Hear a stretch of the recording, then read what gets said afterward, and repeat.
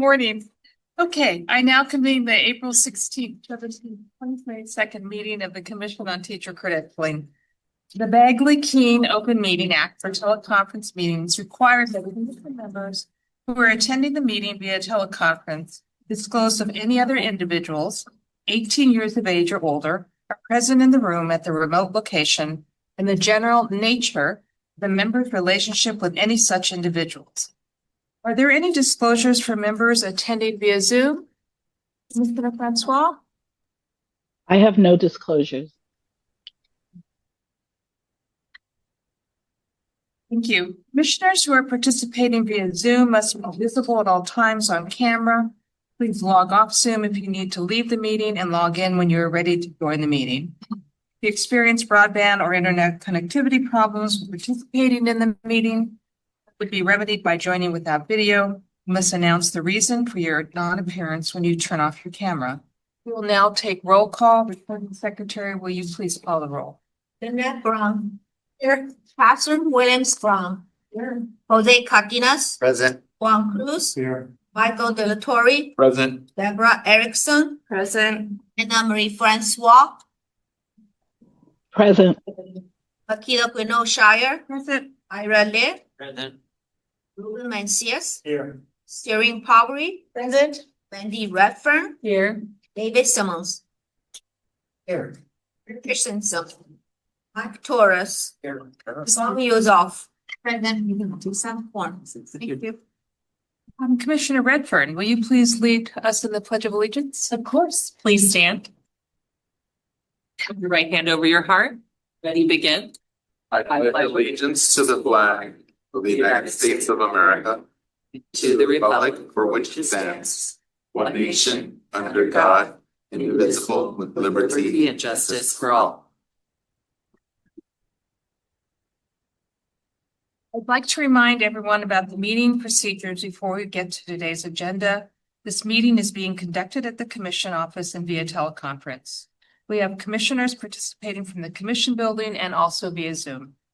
The public has the option to attend the general session of the meeting at the Commission office or participate remotely through Zoom webcast or US toll-free phone number.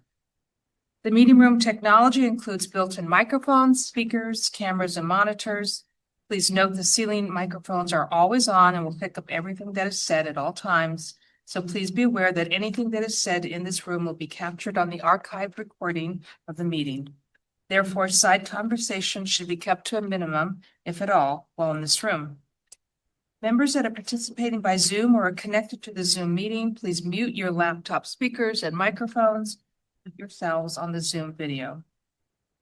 Commissioners attending the meeting via Zoom that would like to speak, please use the raise hand feature in Zoom. Because this is a hybrid meeting, we will need to conduct each vote by roll call. We would like to ask the members of the public who attend the meeting via Zoom and would like to make public comment to check their Zoom identification. Your Zoom identification is the name used when logging into the meeting. It is important that the Zoom identification is accurate so we can call on you appropriately during public comment. Next, I will cover the public comment procedures. The committee chair will announce when the public comment period is open during the presentation of the agenda item and ask for anyone who wishes to comment to notify the meeting moderator. Individuals who attend the meeting at the Commission office will need to submit a request to address the Commission card to the meeting moderator. The meeting moderator will notify the individual when it is their turn to speak. At that time, the individual will be able to approach the podium and share their comments. Individuals who join the meeting via the Zoom webcast will need to click on the raised hand icon to inform the meeting moderator that they would like to speak on the item. The moderator will notify the individual when it is their turn to speak by calling their Zoom ID. At that time, the individual will be prompted to unmute their microphone and will be able to share their comment. The Zoom ID name used by the members of the public to join the Zoom meeting will be displayed to the public when the individual provides public comment. Individuals who join the meeting through the US toll-free number will need to press *9 on their phone to inform the meeting moderator that they would like to speak on the item. The moderator will notify the individual it is their turn to speak by calling their phone number and will allow them to unmute their telephone. At that time, the individual will be prompted to press *6 and will be able to share their comment. Please note only a partial phone number will be displayed to the public when the individual provides public. Public comment is limited to 2 minutes per speaker to speak on a particular agenda item. I ask that you keep your remarks brief and focused on the particular item you are speaking to. Please note this meeting is being recorded. After the meeting, the archived audio and video will be available via the Commission's website. Item 2A is the approval of February 2026 minutes. We will now open for public comment. Public comments are limited to 2 minutes per speaker. Recording Secretary, are there any public comments? There are no public comments. Thank you. The public comment period for this item is now closed. Do I have a motion to approve the February 2026 Commission meeting minutes? So moved. Commissioner Redford, is there a second? Yes, Commissioner Mancias, thank you. Is there any discussion? Will the recording secretary call for the vote? Each member please respond with aye, nay, or abstain. Danette Brown. Aye. Jose Cardenas. Aye. Juan Cruz. Michael De La Torre. Abstain. Makita Aquino Shire. Aye. Ira Lit. Aye. Ruben Mencius. Wendy Redfern. Aye. David Simmons. Aye. Mike Torres. Aye. Fang Yuzoff. Motion carries. Thank you. The next item is 2B, approval of the April 2026 agenda. We have inserts for agenda items 1A and 2C. Colleagues, I'd like to start the certification committee no later than 10, so please keep that in mind during our reports. We will now open for public comment. Public comments are limited to 2 minutes per speaker. Recording secretary, are there any public comments? We have no public comments. Thank you. Public comment period for this item is now closed. Do I have a motion to approve the April 2026 Commission meeting agenda? Commissioner Redfern, is there a second? Commissioner Mancias, thank you. Any discussion?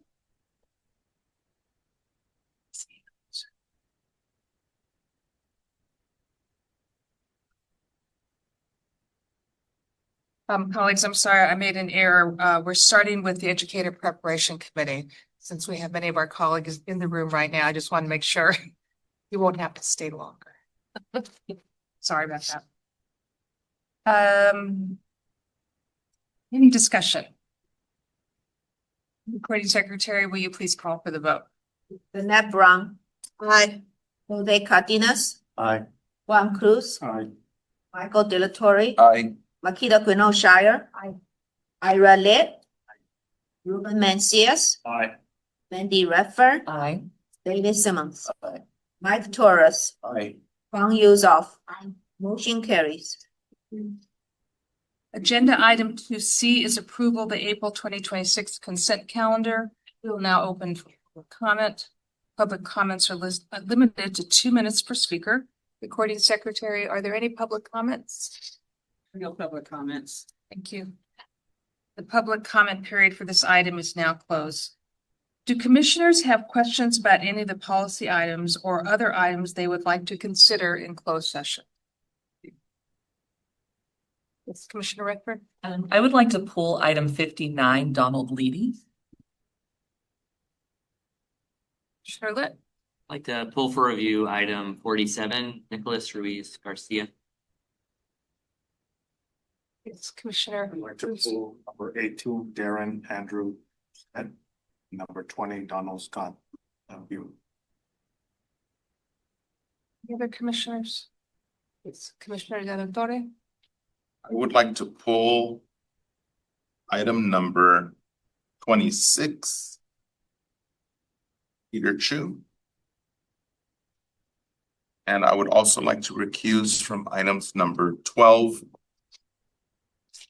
Bergie Makta, item 13, Bonner Lionel, item 20, Ewer Donald, item 33, Denny Bobby, item 37, Duong Napa Crisada, item 46, Garcia Darlene Marie, item 49, Gonzalez Daniel, Item 50, Gozing Dexter. Item 63, Lopez Dillon. Item 70, Matias. Item 72, Neiman Raymond. Item 81, Quinteros Mario. And item 90, Giroux Eric. Commissioner Vencies. I'd like to recuse number 4, Monique Christine Andrade. I have several I'd like to consider in closed session. Item number 36, Domingal, Domingal.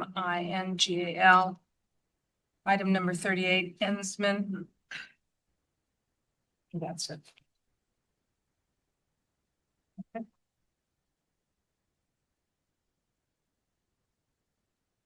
Do I have a motion to approve all remaining items on the consent calendar? Thank you, Commissioner Cruz. Is there a second? Commissioner Litt, any discussion? Right, well, the recording secretary, please call for the vote. Annette Brown. Aye. Jose Cardenas. Aye. Juan Cruz. Aye. Michael De La Torre. Aye. Makita Quino Shire. Aye. Ira Lit. Aye. Ruben Mancias. Andy Redfern. Aye. David Simmons. Aye. Mike Torres. Fong Yuzoff. Motion carries. Thank you. Good morning again and happy spring, colleagues. Once again, this season finds me feeling a mix of emotions, optimism and joy, and great sadness and anxiety given our current context. But underlying all of these feelings is, as always, a renewed sense of resistance to external forces and advocacy for the students, educators, and families that we support. As I reviewed the agenda items for this month, I was thinking that this month in particular, several of the items reflect the continuous improvement efforts of the Commission. For example, item 3B, design specifications for a commission model teaching performance assessment, builds upon years and years of previous work by Commission staff in the field. In item 3B, we will discuss the recent effort of the DREA team to continue the work recommended by the RDI TPA work group. The teacher supply report described in item 5A shows once again this year an increase in the number of new credentials issued over the prior year. This report also has some additional good news, that the racial diversity of our teacher candidates has increased in the past years, specifically with a steady increase of candidates who identify as Black or African American. I want to take a moment to lift up the comments of our colleague of the LCFF Workforce Committee and join them in commending our state leaders who have invested nearly $2 billion in education workforce initiatives over the past 5 years. I join them in encouraging our state leaders to expand this funding for these programs that strengthen the educator pipeline. One new initiative, item 3D, Assembly Bill 1119 Implementation Plan Dual Credentialing, builds upon recent commission-led reforms that establish a common trunk of preparation in 2018, general and special education credential areas, creating an opportunity to examine where preparation may be aligned more efficiently while maintaining rigor. And of course, all of these items reflect our vision, which this body put together in 2023. And to remind ourselves, the vision is driven by equity and justice. California educators engage in culturally sustaining practices to create learning opportunities that promote each student's academic, social, emotional, and physical growth. You might be asking why now, why this matters. As a licensure body in California, it is critical that we continue to engage in continuous improvement efforts, just as we ask our educators to do. And that's exactly what we do at this table.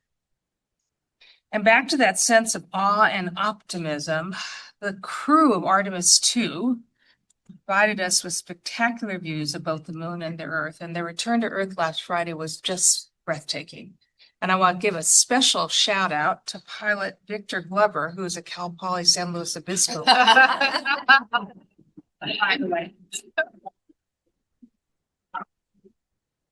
I've been reading a lot about the mission, and as one writer said, their mission and their photos remind us of something else entirely, of a yearning to learn, to explore, and to band together to become something greater than the sum of our parts.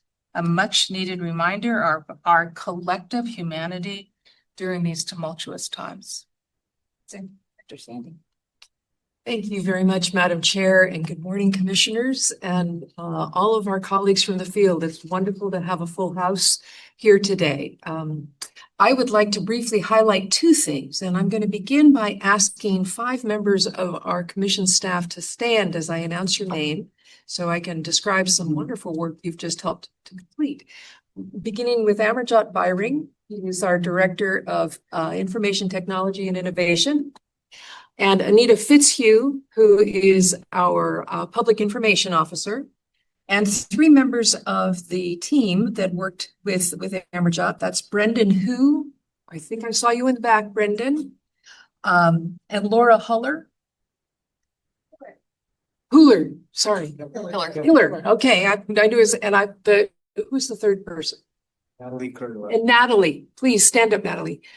This is the team that for the last 6 months has been transitioning our old website to a very new and bright and sharp site that was unveiled last week. And it seems like an infinitely challenging task to get to the bottom of a website like the commission's that is like geologic layers of information. But this team has really done it and put together something that is a very new and sharp focused website. You will have the opportunity to explore and wonder, I wonder where that is now that I can't see it where it used to be. That's been my experience, but it's okay. It's a very friendly site, and we will be bringing an information item to you at our June meeting, I believe, to give you just a little bit more insight and help with navigating. But thank you, team, for your extraordinary dedication.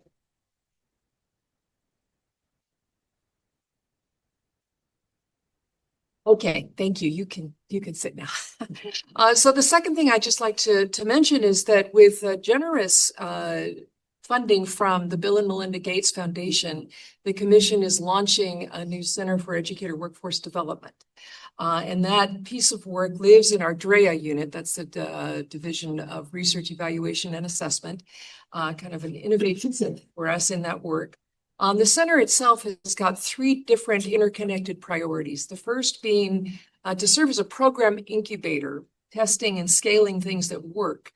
And one of the things that group is working on and the center will be working on is developing a new apprenticeship pathway, teacher apprenticeship pathway, working in partnership with the California Division of Apprenticeship Standards and supported by Education First.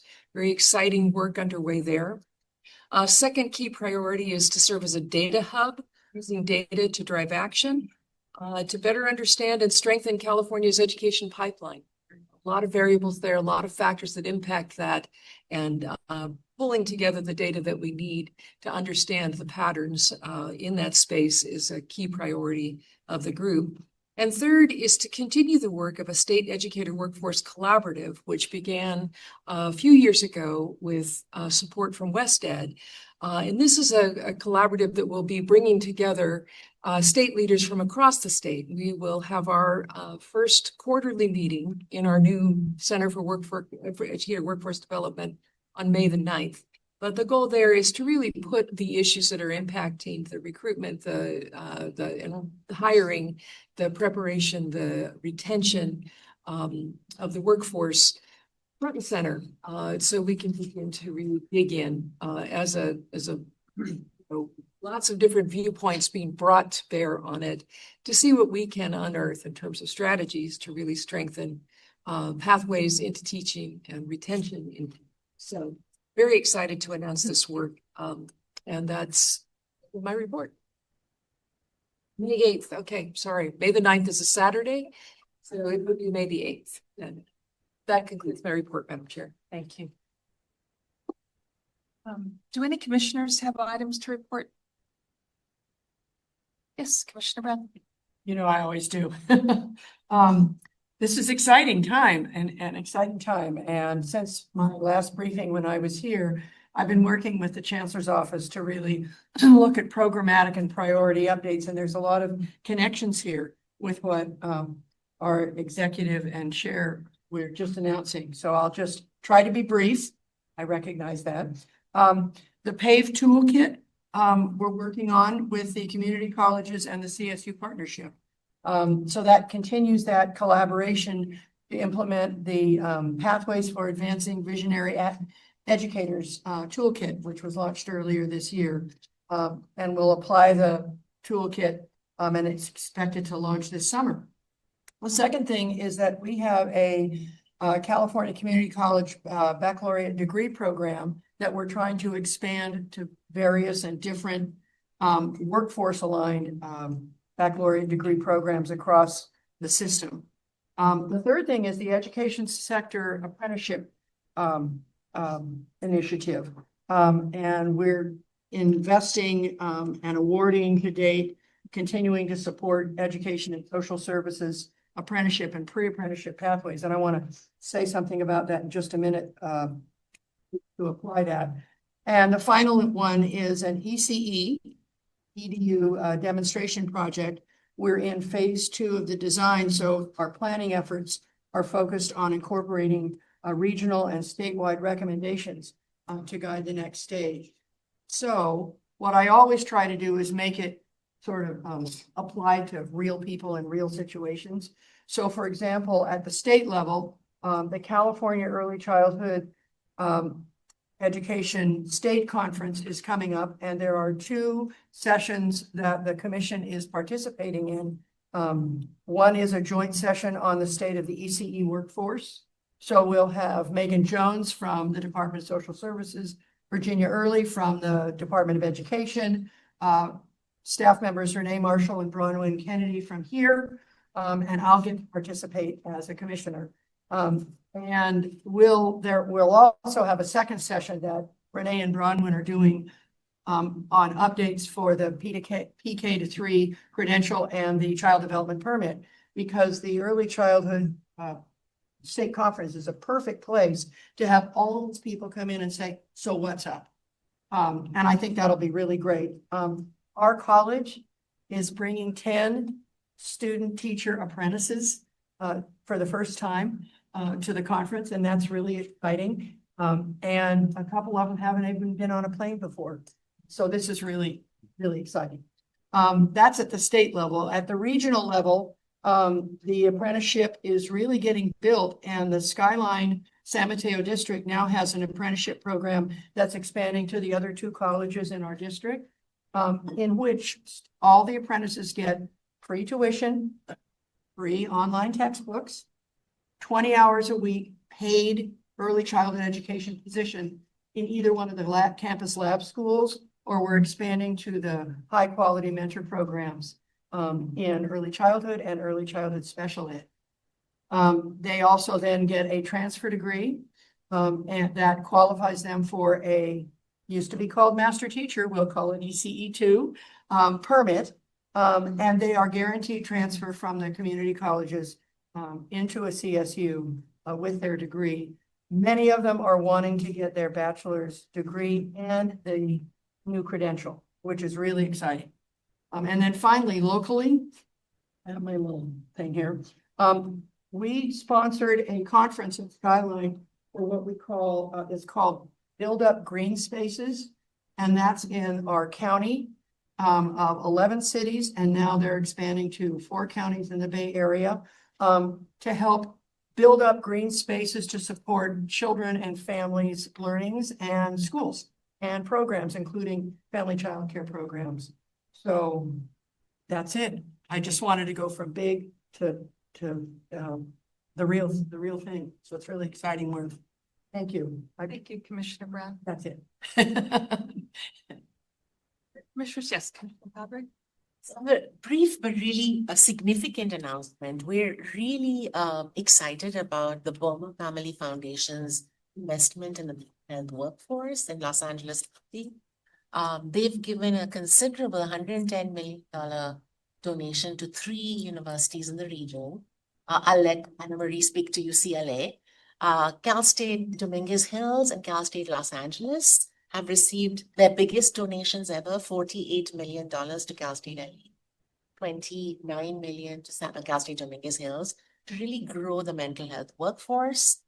To the investment really will support our social work programs, our marriage and family therapy programs, our counseling programs. So stipends it's really invigorating support. So this is a significant investment, much needed. Thank you, Commissioner Pabry. And I would just comment that the Balmer Foundation has a history of supporting educator workforce and now the mental health workforce. So we are very, very grateful to this organization. Other commissioners. Commissioner Francois.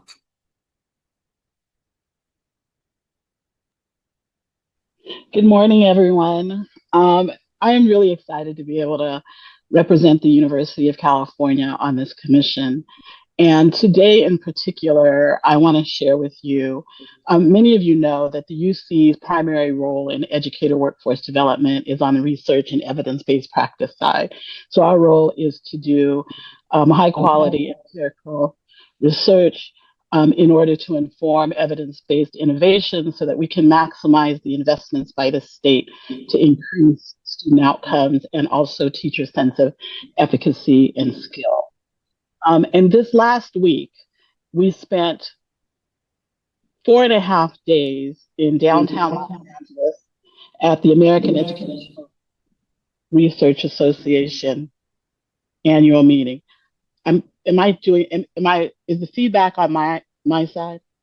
You were breaking up a little bit, Anne-Marie. When you sat back, that seemed to help. Okay, I'm gonna go like this. How's that? Okay, we spent 4.5 days in downtown Los Angeles at the annual meeting of the American Educational Research Association. 14,000 researchers, scholars, public scholars, clinical scholars, organizations that support educational opportunity, access, and excellence, sharing the latest research and innovation in educator preparation. And when I say educator, I really mean anyone who works at school sites that touches the lives of our children. And I was so inspired by how many sessions, in spite of many of the restrictions and loss of funding that universities have experienced over the last year, have really dived into how do we make teaching and learning accessible to our most vulnerable students, and how do we prepare educators to serve them well. And so for me, it was a really stark reminder of how important the work of everyone around this table is. And so I am so proud to be part of a group, multiple groups, who are taking today's challenges around equity, diversity, and inclusion seriously and creating conditions of teaching and learning that are both culturally responsive and sustaining. And then the second thing I want to say is tomorrow, and I think that Commissioner Brown is going to speak near and dear to your heart. Tomorrow is the second annual California Early Wealth Account Systems Summit, titled Building Economic Prosperity for Every Child. It's from 8 to 5 on the UCLA campus. And for those of you who are not familiar with the Early Wealth Account System, it really is an opportunity to explore how early wealth accounts are expanding opportunities for California children and families. And so at the convening, researchers as well as philanthropic organizations and state agencies are going to share new research, field-tested strategies, and implementation lessons for strengthening and scaling early wealth building initiatives statewide, including the California savings accounts and child development accounts. Having children and having families to prepare early on by having these savings accounts, research has shown it provides access to them as they enter into their into higher education and beyond. And so these are really important, often misunderstood and underutilized accounts. So it's going to be an exciting time at UCLA tomorrow to dive into that together. If y'all have time after tomorrow's meeting, come on down to UCLA, learn about the wealth accounts. And I'm going to apologize for not being there tomorrow because I do have obligations at that particular summit. And Commissioner Pabry, UCLA received 33 million of the Bombers' generous donation around mental or contribution to mental health. Thank you. That's why. Thank you for the invitation to come down. Other commissioners, yes, Commissioner Torres. Thank you, and good morning, everybody. I have a few updates for you from the Department of Education. An update on National Board Certification. Just a reminder that it's a subsidy program to provide $2,500 to teachers to become nationally board certified. 1,430 awardees received those funds in February. In addition to that, the incentive program grants up to $25,000 paid in $5,000 increments to teachers who have attained that certification and commit to teaching in high priority schools for 5 years. As of April 13th, we have 3,044 applications that are currently under review for that, and approximately 500 of those are new applicants. So that's very exciting. Educator Effectiveness Funds Block Grant provides funding to county offices of education and local educational agencies to provide professional learning to teachers, administrators, paraprofessionals to promote educator equity, quality, and effectiveness. The year 4 revision process is currently scheduled to take place in May, from May 4th to the 25th. So far, school districts have spent just over $1,067 million of the $1.5 billion that are allocated for professional learning. So that's very impressive as this block grant comes to a close in 26. For the 21st Century California School Leadership Academy, cohort 1 from 20 to 23 served 8,300 leaders at no cost. And so far we're in cohort 2 coming to a close. Well over 7,000 leaders have been served. And in addition, more than 600 leaders have received free coaching through this program.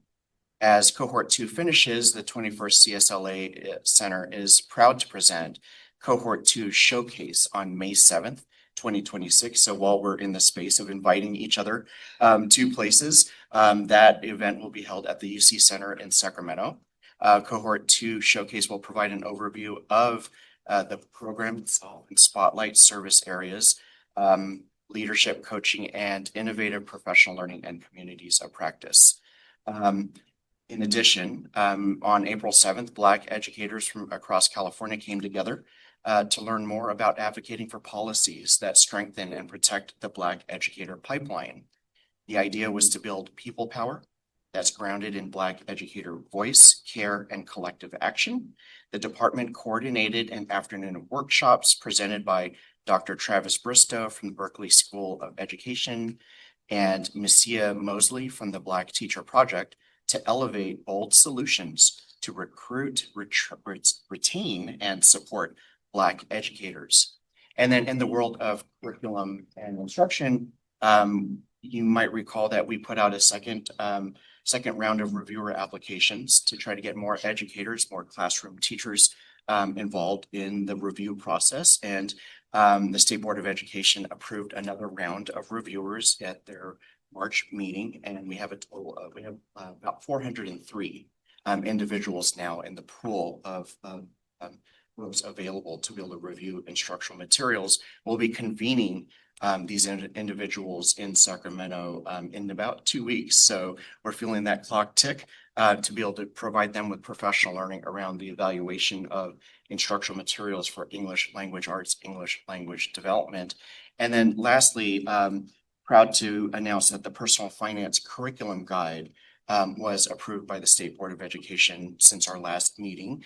And we'll be planning a series of webinars to orient educators to the guide to help assist them in taking their personal finance courses per statute, so that the graduation requirement will be in full effect in time. Those are all the updates I have for you. Thank you for the time and the opportunity. Thank you, Commissioner Flores. Commissioners?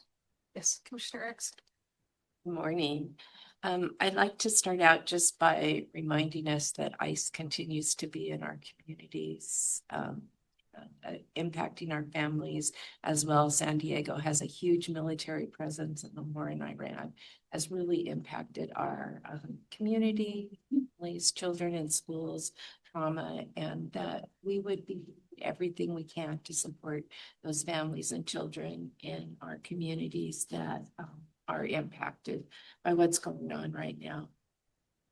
And another note, I was very pleased to read the certification report, and AICCU institutions now prepare the highest percentage of teachers in California. We seem to go back and forth, Shireen, that 2% of between CSUs and the independents. 3 weeks ago was our political action retreat conference for the CCTE, California Council on Teachers of Education. We met with legislatures and their staff, probably around 30 Assembly and Senate members. We heard from Assemblyman Almaratsuchi, who's the chairman of the Subcommittee on Education and Finance. A very well attended and well worthwhile conference, because we did get to get in and lobby for the continuance of Golden State Teachers Grant, the Ethnic Studies Program, and stipends for mentor teachers. So that voice was heard. I don't know that they're going to be able to do anything about it right now with the budget, but it's on their agenda. And I'd also like to thank Erin Sullivan, Cheryl Hickey, and Miranda Gutierrez for attending and always supporting our institutions with updates and ideas and support as we go through this. Let's see. On a personal note, we are sponsoring a international conference of Christian Teachers of Education at Point Loma in May. We anticipate having international as well as attendees from across the US. So that's exciting. And I have announced my retirement as of June 30th. And the AICCU has asked me to stay on as a representative. So I'm very excited to be continuing to work as we move forward. Well, congratulations on your retirement. Thank and you. Congratulations on staying with us.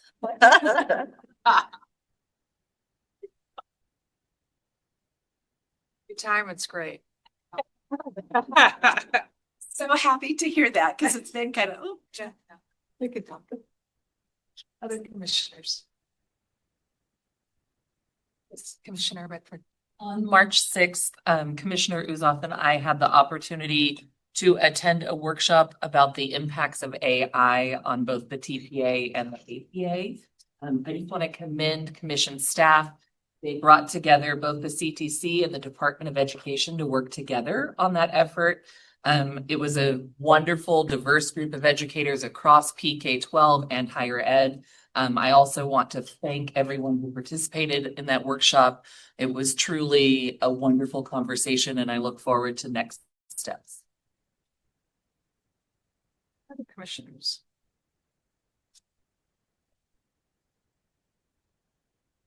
Okay, do our liaisons have? Please. Good morning, everyone. It's so great to be here in person. And I'm happy to share a few highlights from the California Board of Education meeting, March 11th through 12th, 2026. A few things have already, I'm dovetailing on what Commissioner Torres just shared with you, but a significant portion of the meeting was dedicated to the implementation of the integrated local, state, and federal accountability and continuous improvement system. Several important approvals were made regarding the college and career indicator, including the addition of new career measures and the state seal of engagement.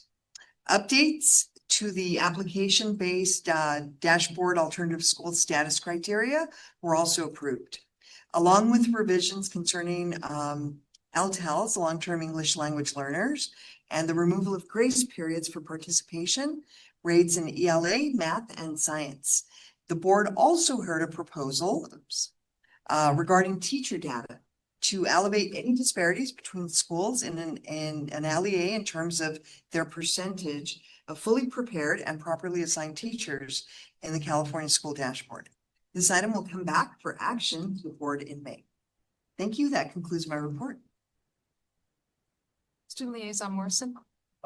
Just as the academic year and term conclude themselves, I like to just congratulate both my peers at SDSU, the CSU system, the UC, and all other institutions in California for completing their EdTPA, their CalTPA, their practice exams.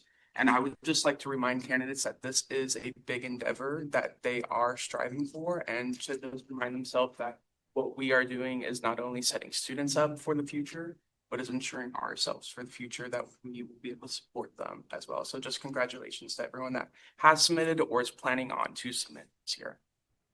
Thank you for that very helpful reminder, and congratulations to our candidates who have gotten over that one. All right, anyone else? Okay, I now recess the general session and move to the Educator Preparation Committee. Commissioner Brown, will you please convene the committee? I would like to call the April 2026 meeting of the Educator Preparation Committee to order. We have 8 items on the agenda, and all items are scheduled for today. The first item for today is 3A, Student Teacher Stipend Program Implementation Overview and Related Statewide Initiatives.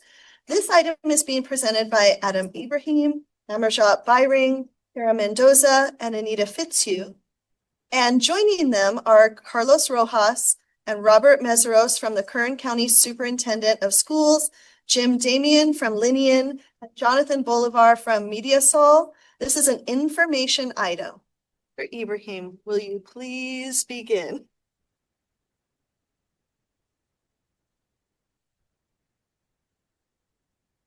Yes.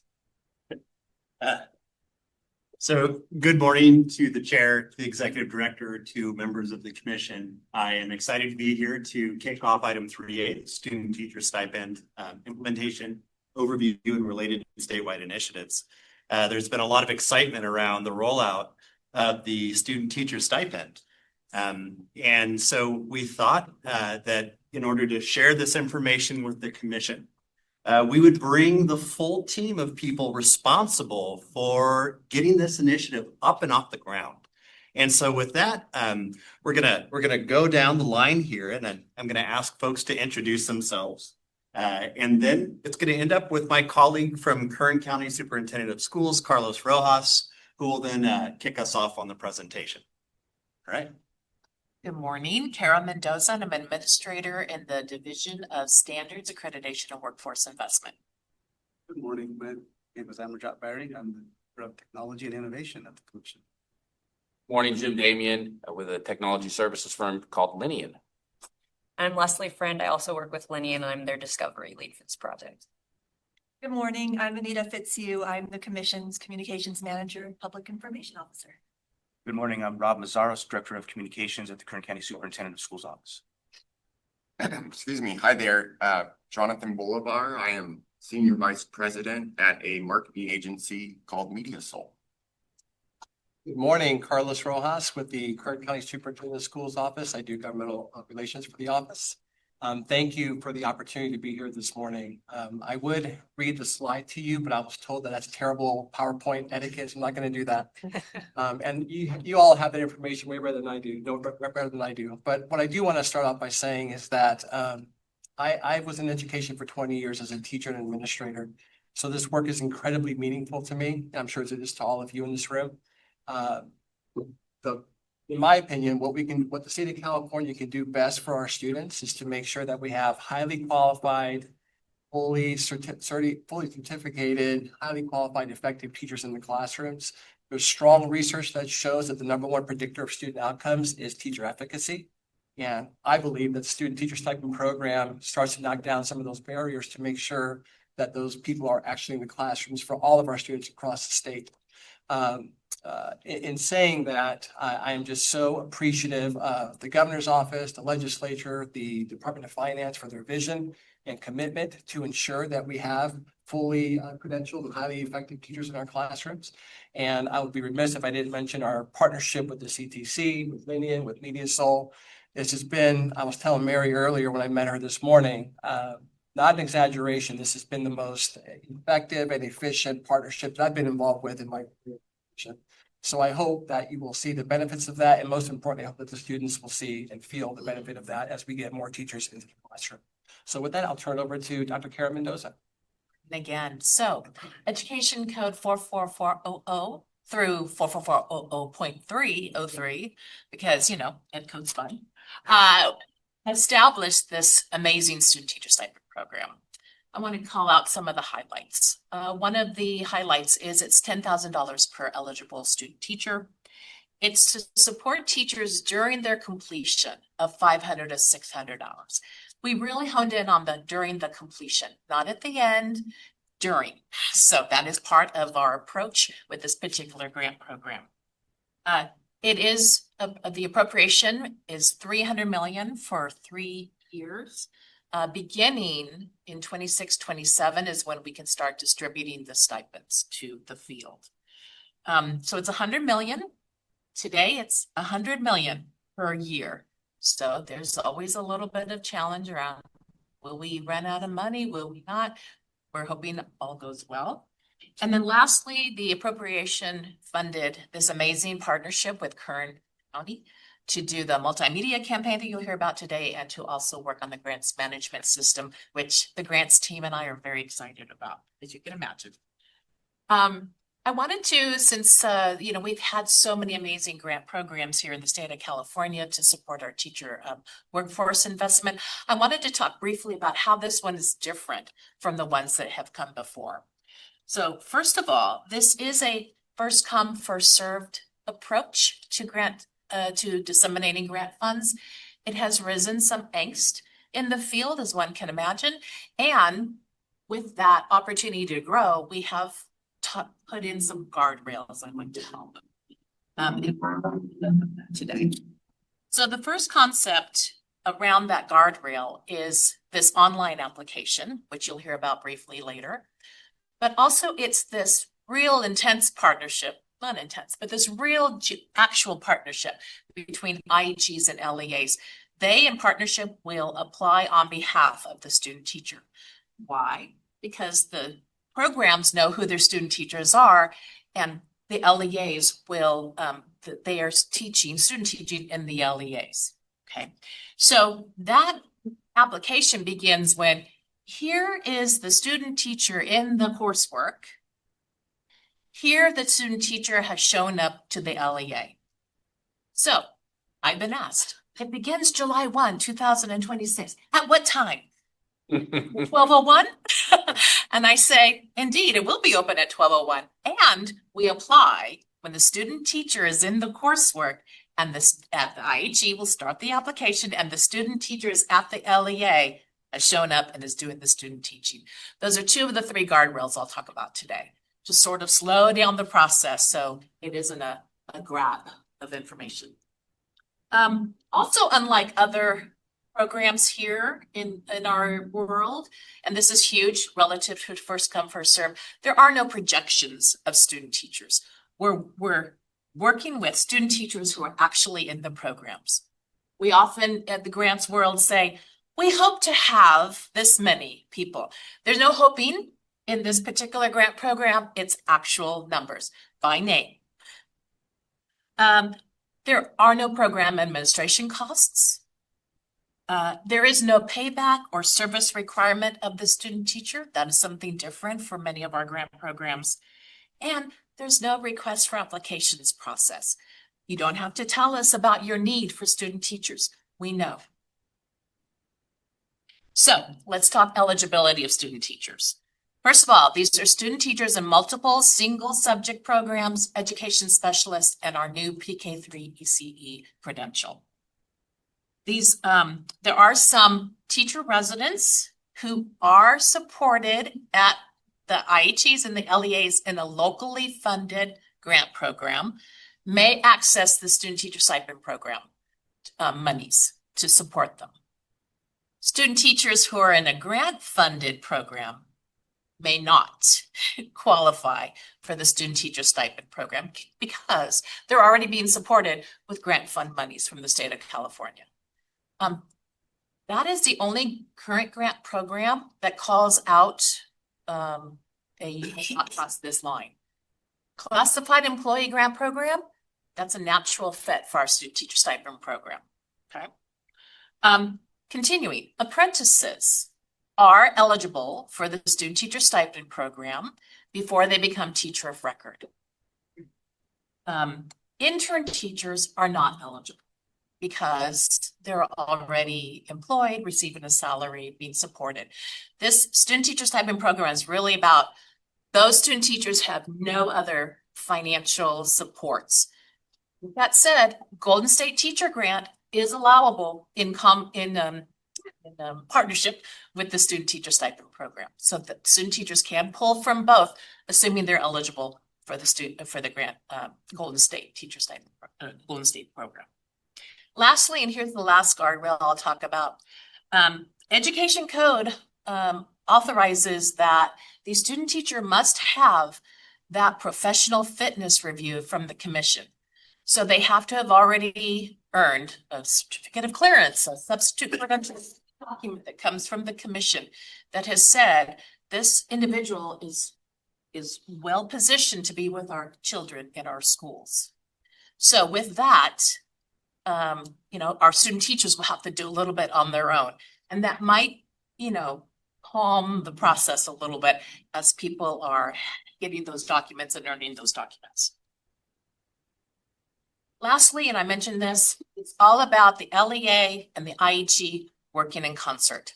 Our accreditation standards already talk about the relationships that IHEs and LEAs must have in order to do this very important work. And this student teacher stipend program online application will be an impetus to really show those partnerships. The IHE starts the process. Here are our student teachers. The application then goes to the LEA. Here's, yay, we're happy to receive them. And let's apply then for the grant funding through this online application, which we're very excited about. So I'll hand it over now to my colleague, John. Thank you. Before we get into the grant management, I wanted to share just the collaboration that went into building a system like this. As you see on the slide deck, there's quite a few people that aren't sitting here at the table that have played an indirect and direct role in this project. We started this in November of last year, so within 5 months, this diverse group and this diverse skill set came together really quickly to understand the student teacher stipend program, working with Kara and her team, and working with Jim and the Lillian team, and of course, Kern County as well, to get us to where we are today. So I really want to thank everybody that's listed there for all their contributions to this project as well. And I'll hand it over to Jim, who will give you an overview of our guest management system. Good morning. Thank you again for having us. It's been a pleasure to work with the leadership team at the commission. I was asked just to tell you a little bit about the technology that has gone into this. So our team, Linian, by the way, don't worry too much about the slides. You'll have this in a packet. Some of the text is small. If you're on a computer, it really looks great, I promise. But here, so as technologists and entrepreneurs, every now and then, occasionally, you get a chance to use technology that might make the world a better place, that might enable a vibrant, excited person to get into this great profession, that might make it a little bit easier for the busy staff and leaders at the commission to process at 12:01 a.m., these grant applications that are going to come in. So it's been our honor and our privilege to use the technology that Armajat and his team maintain to build the system. This started, as was mentioned months ago, with a process called Discovery, where we sit, Leslie sits and her team sit with Dr. Mendoza and the rest of the commission staff and go, okay, we're moving out of email, out of spreadsheets. What should this system do? How does it look on the screen? And so we've gone through that process, and now we've launched this tool, which I'll tell you about. And we'll lean in on the enablement so that the IHEs and LEA partners understand what to do, right? That's the really important piece of this technology, is that people understand what to do. And then we'll just follow through on the continuous improvement model to make it a little better every day. And then eventually add other elements, not just the stipend, but also the National Board Certification stipend. So the system is flexible, so we'll be able to continue to incent and provide stipends through this platform. As was mentioned, there's a public portal, so anyone in the community can go and understand where these funds are coming from and where they're going. If we move on, I won't read every slide, but if we go to the next slide, the IHEs have their own page to go and submit their information. Then that notifies both commission staff and other stakeholders that there are student teachers ready to be issued stipends and that are in the program. There's a portal on the next slide you'll see for the LEAs to also log in and confirm that information and provide other information.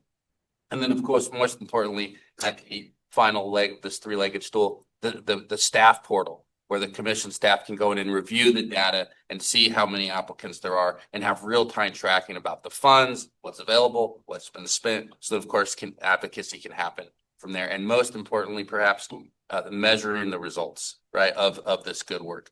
So we think this is just a beautiful project. Again, it's really an honor to be able to use technology that has a chance to make the world a better place, which is really important to those of us who work in this field. And so anyway, we appreciate the opportunity to be part of the team.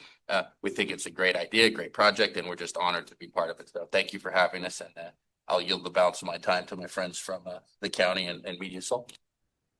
Thank you, Jim. Yeah, again, thank you for the opportunity to present our multimedia campaign. We're really pleased to be partnering with our friends at KCSOS and MediaSol, as well as a number of other state agencies on this multimedia campaign aimed at recruiting and retaining diverse educators across California.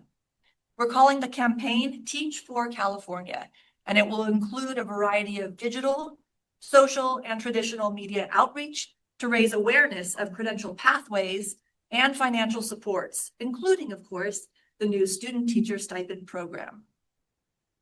The public-facing microsite is a key component of this campaign. It will include important features, resources, and information for both our internal audience of education partners, as well as our external audience of the public and, of course, aspiring educators. We have a lot more to share with you. Pleased to pass it to Robert. Thanks, Anita. Appreciate that. So this is an exciting project, as we've all heard. And I think I echo Carlos's sentiment that public-private partnerships, this is one of the strongest ones I've ever worked on. We have two public agencies, two private agencies that come together, pool resources, and really are going to knock it out of the park, as I think you'll see over the next 2 years. So how did we get to this part? I want to talk a little bit about the procurement process. So back in November, the Kern County Superintendent of Schools Office, in conjunction with the CTC, issued a request for proposal issued through the Cal eProcure website. And we solicited California-based marketing and PR firms to submit their proposals that would support this program and campaign. We had an incredible response. There was 29 submissions throughout the state of California. So those were all judged and graded on a common rubric. And the top 3 were invited to participate in oral interviews, which many of us on this panel participated in. And at the end of the day, we chose MediaSol, which is a Sacramento-based marketing and PR firm that's going to lead this work for us. And we executed a contract we've been working for the past couple months, and we'll over the course of the next couple of years. And I'll turn it over to Jonathan from MediaSol, who can kind of walk us through the high-level points of what we've been working on and what you can expect to see over the next 2 years or so. Try that. Jonathan, please let me know when you want me to advance the slides. I'm best to guess. But... Yeah, no, and actually this is probably perfect. Let's start right here. As Rob mentioned, I work on the marketing side for the multimedia campaign to recruit and retain educators in California. And as Anita mentioned, what you're looking at right here is the beginning look and feel of our Teach for California campaign, which of course is going to continue to evolve as we continue to build out the marketing program, the infrastructure, all of the various elements that are going to be included, and which I'll review upcoming slides. But really what I wanted to do quickly today, just provide an update on our team's progress and where we're planning to go in the coming weeks and months. You can go to the next slide.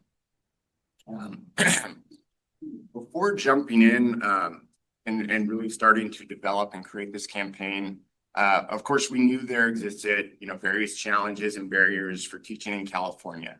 And, whether that's financial barriers of, unpaid student teaching costs, credential costs, there could be system barriers, which confusing requirements, multiple agencies being involved, or life barriers, work and family balance, like any career, transportation challenges, lack of awareness, especially with mentorship. From knowing this, and you can go to the next slide, our first step was really to start to create the look and feel, that the creative of this campaign. Our goal was to develop a bold and statewide campaign that, of course, could scale. We know it has to provide a sense of purpose and maybe even a sense of curiosity. We also know that it needs to scale across multiple different target audiences. It's going to be adapted to multiple marketing platforms and outreach, and it's going to have multiple phases.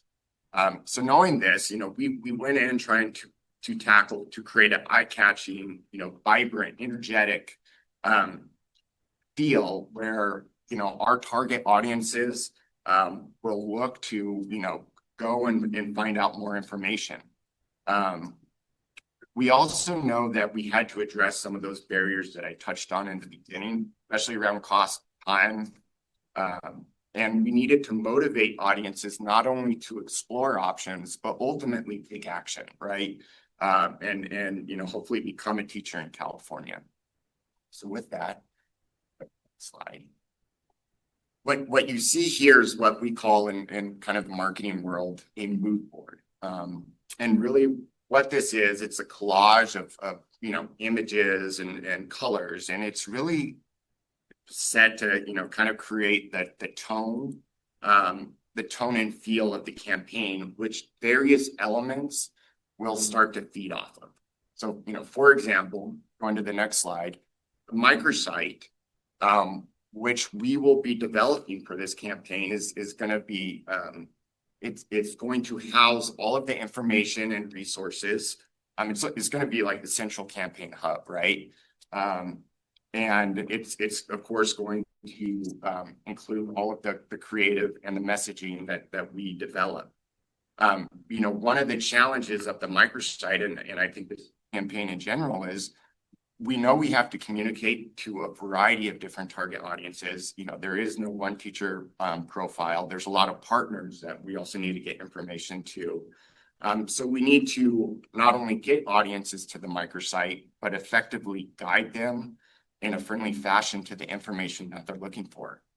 Another key piece of the microsite is it's going to be a tool that we use to judge the success of this campaign, right?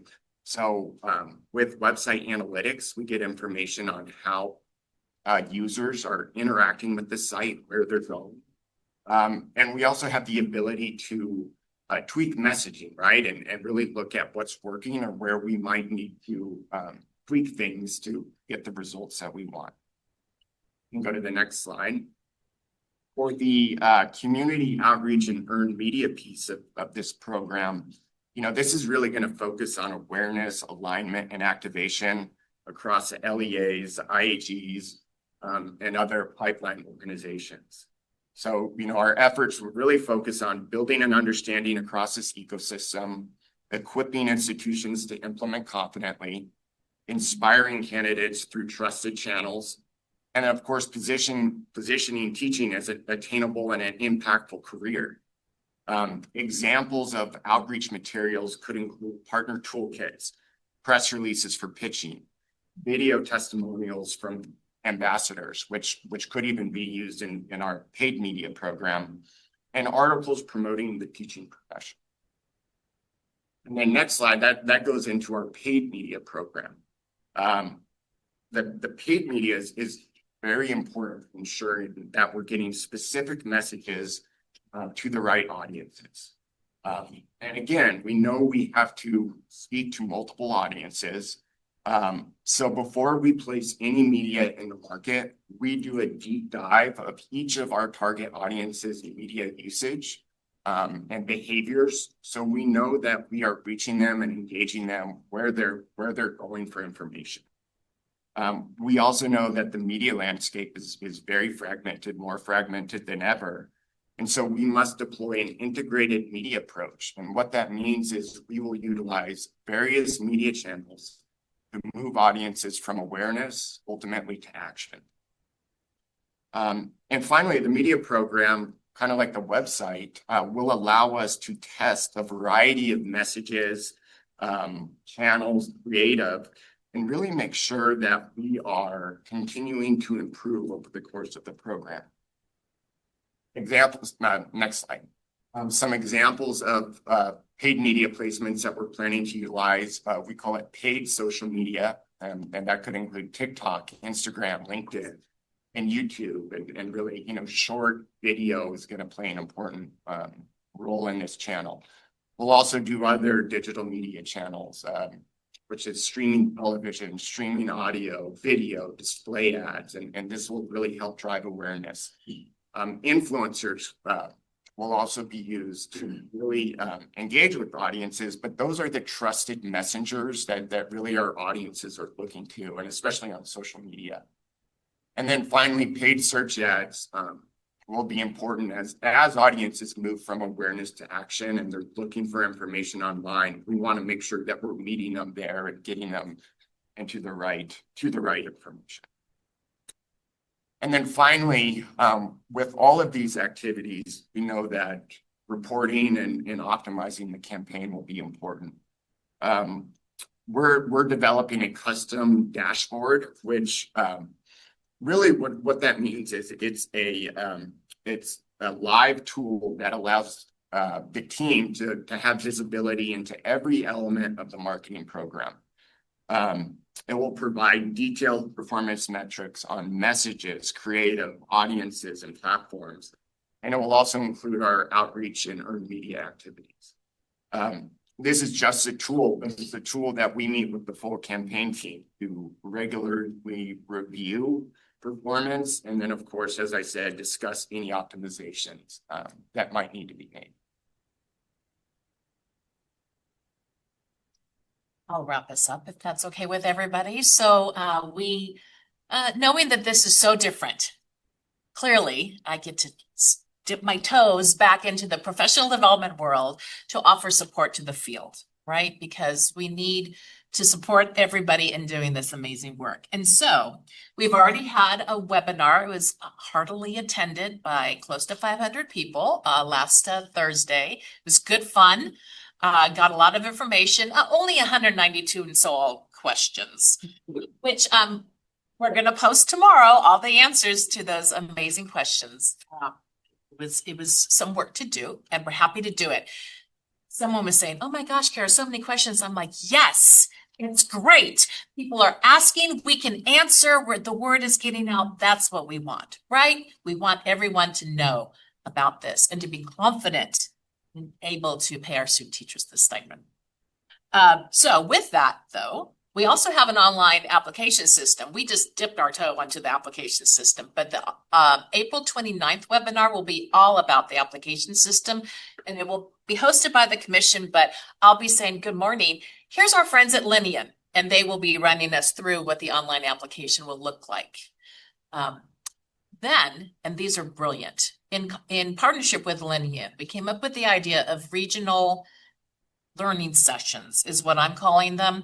So Northern, Central, Sacramento area, and so on, where individuals can come to a smaller learning session where you will be able to maybe go into a breakout room or talk to, a lot of more one-on-one rather than a huge webinar where we can't even take Q&A, right?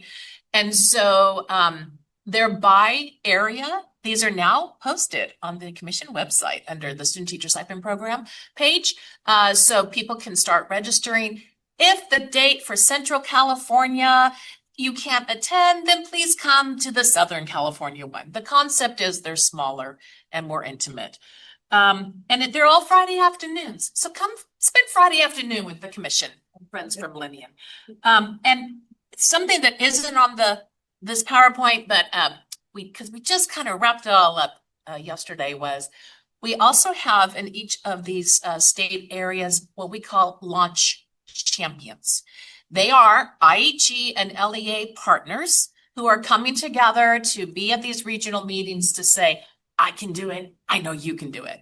Or, yeah, that was a problem for me. Here's how we worked it out. Or to be able to bring together that translation between the theory of this online application process and the actual work of it. So we're so excited to have launch champions, and they will be introduced at the April 29th webinar. Beyond that, there is ongoing support built in throughout next year, and see how many more years, but for sure throughout next year in the way of town halls, kind of like an office hour, but we're going to have sort of here's the content for, we're kind of still working that out, but there will be opportunities for people to come back together and talk about their experiences and ask questions and get support.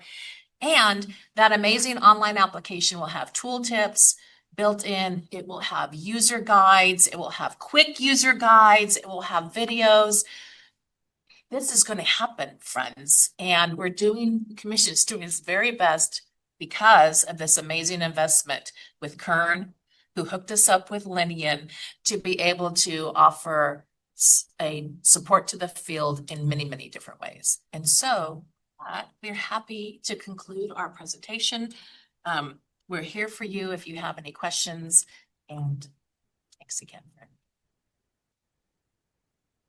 Thank you.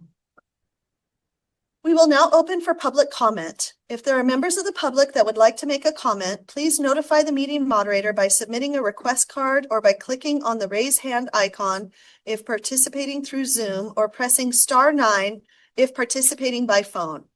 Public comment is limited to 2 minutes per speaker. Do you have any public comment? Yes, Manuel, please unmute the microphone and share your comment.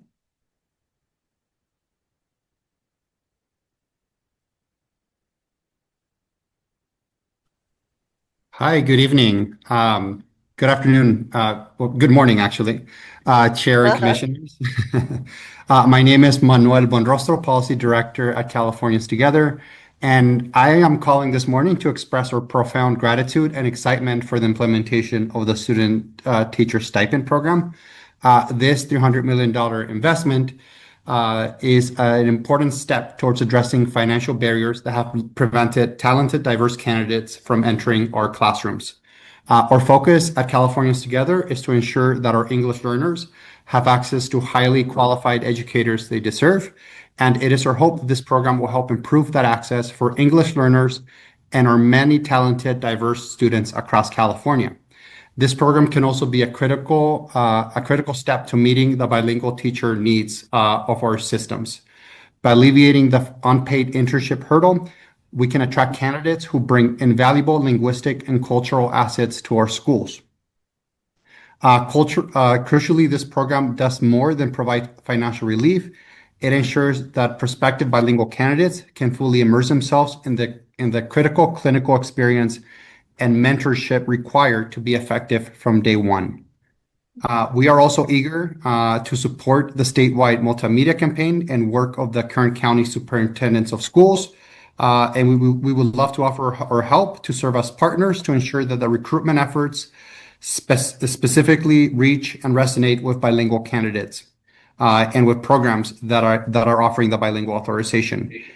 It is vital that those seeking a bilingual authorization know about this program and that it is built to support their journey.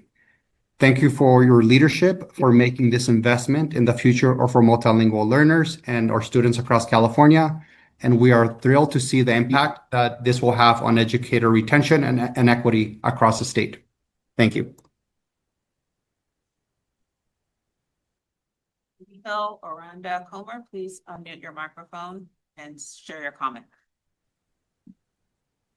Buenos dias and good morning, commissioners and staff, and thank you for the opportunity to provide comment. My name is Benito Aranda Comar, TK-12 Policy Analyst at EdTrust West. EdTrust West wants to start by congratulating the Commission on the progress reflected in Agenda Item 3A. This represents an important step forward in strengthening the outreach and communication strategies to expand and diversify California's educator pipeline. We are especially encouraged by the focus on elevating the profession and broadening awareness of pathways into teaching. This is a critical lever for addressing workforce shortages and ensuring that the educator workforce most closely reflects the diversity of California students.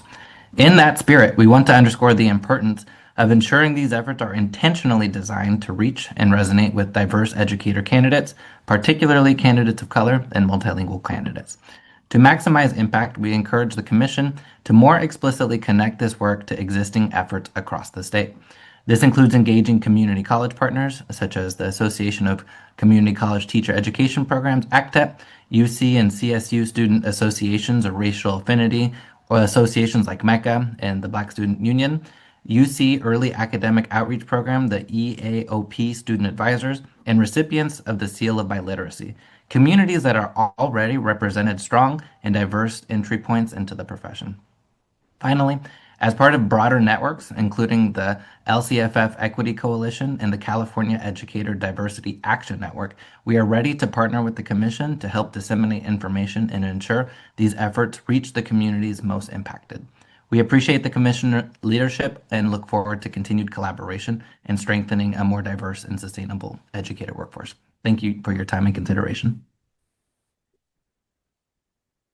Jana Luft, please unmute your microphone. Good morning. My name is Jana Luft, and I'm joining on behalf of Partnership for Children and Youth. Thank you so much for the great presentation this morning. It is incredibly exciting to see the student teacher stipend program rolling out, as well as the planned multimedia campaign. Partnership for Children and Youth has worked for years to increase the recognition of the expanded learning workforce as a opportunity and training ground for those who are working in our after school and summer programming. And we know that it is a rich field of folks who are already working in our school communities, and many of whom want to become teachers. In fact, there are more than 30,000 expanded learning professionals statewide before the Expanded Learning Opportunities Program, and that number has grown exponentially with the state's investment in Expanded Learning Opportunities Program. As we think about reaching future educators with this multimedia campaign and the rollout of the student teacher stipend program, we would love to see the expanded learning professionals be a key audience who are targeted for increased awareness of these opportunities. Specifically, we know that expanded learning staff often come from and are more likely to reflect the racial and linguistic diversity of the communities they serve. And given their experience working in schools, they are primed to be the types of teachers who will stay longer and support the retention of our staff that we need in California. Partnership for Children and Youth would love to partner on the multimedia campaign in ensuring that we are reaching our expanded learning providers and making sure those messages will resonate with them as we seek to include them as part of our state's educator recruitment and diversity efforts. Thank you so much for your work on this effort. Jessica Sacco, please unmute your microphone and share your comment.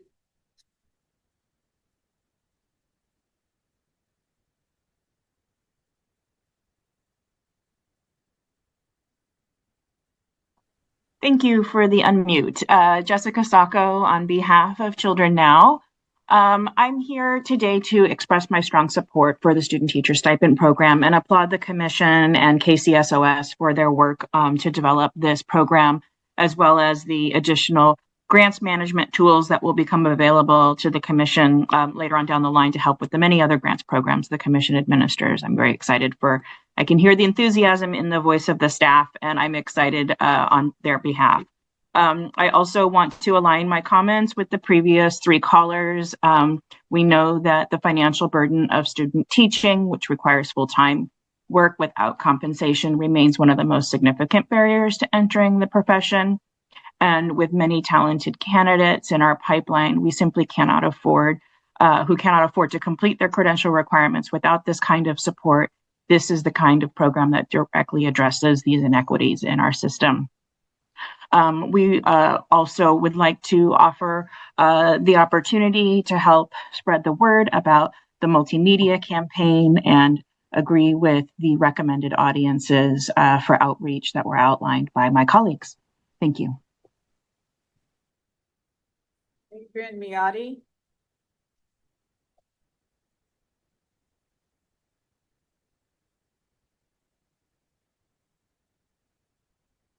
Good morning, commissioners.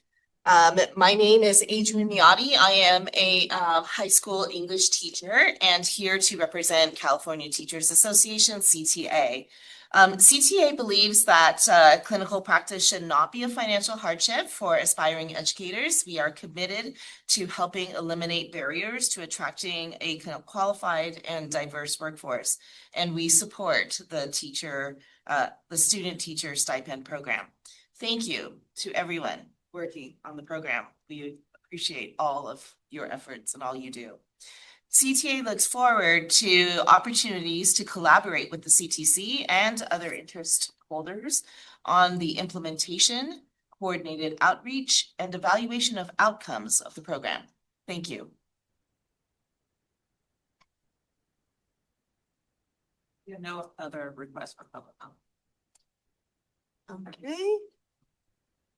Wait a second. The public comment period for this item is now closed. Do commissioners have any questions or comments on this item? I see Commissioner Erickson. First of all, thank you so much. And you have the full support of AICCU. I have a practice question, I guess. And I haven't been able to talk to staff yet who went to your wonderful meeting, but I heard that it was great.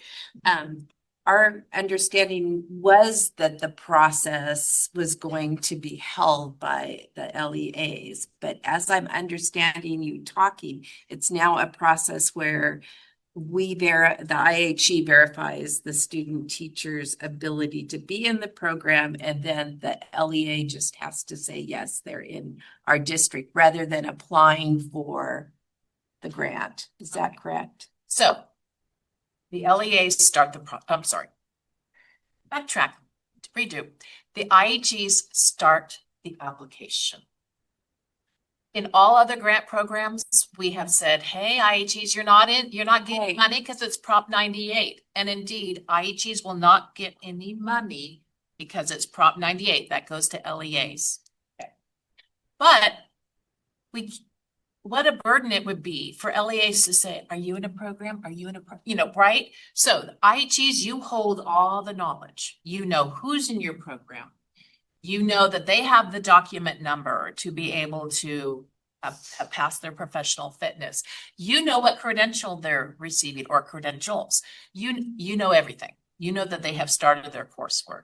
So IHEs go into the online system that Linia has created, you sign up for a person or two from your institution, signs in and says, here are our people. And in the system, you have the choice of a manual upload. So if you're a small program and you have 2 people, put them in. And yes, we have small programs with 2 credential candidates. Or if you're 100 or 500, you have the option of a spreadsheet, which is a bulk upload. Okay, it's magic. I'm old. That's all I think. It's magic. So you all start the process. Then the application that has been started comes through the commission in the back door, because again, I don't understand the lingo. And at that moment, that student teacher is assigned connected to their seed number, their statewide educator identification number that is attached to that document. And now we all know who's in the system. And all of the demographic information that they provided the commission upon application for that document now is in our system. So you no longer have to guess their demographics, for example, right? So here we are. All right, it's all in the system. Then it's booped out to the LEA. And the Again, it's terminology that's very important. It's a great verb.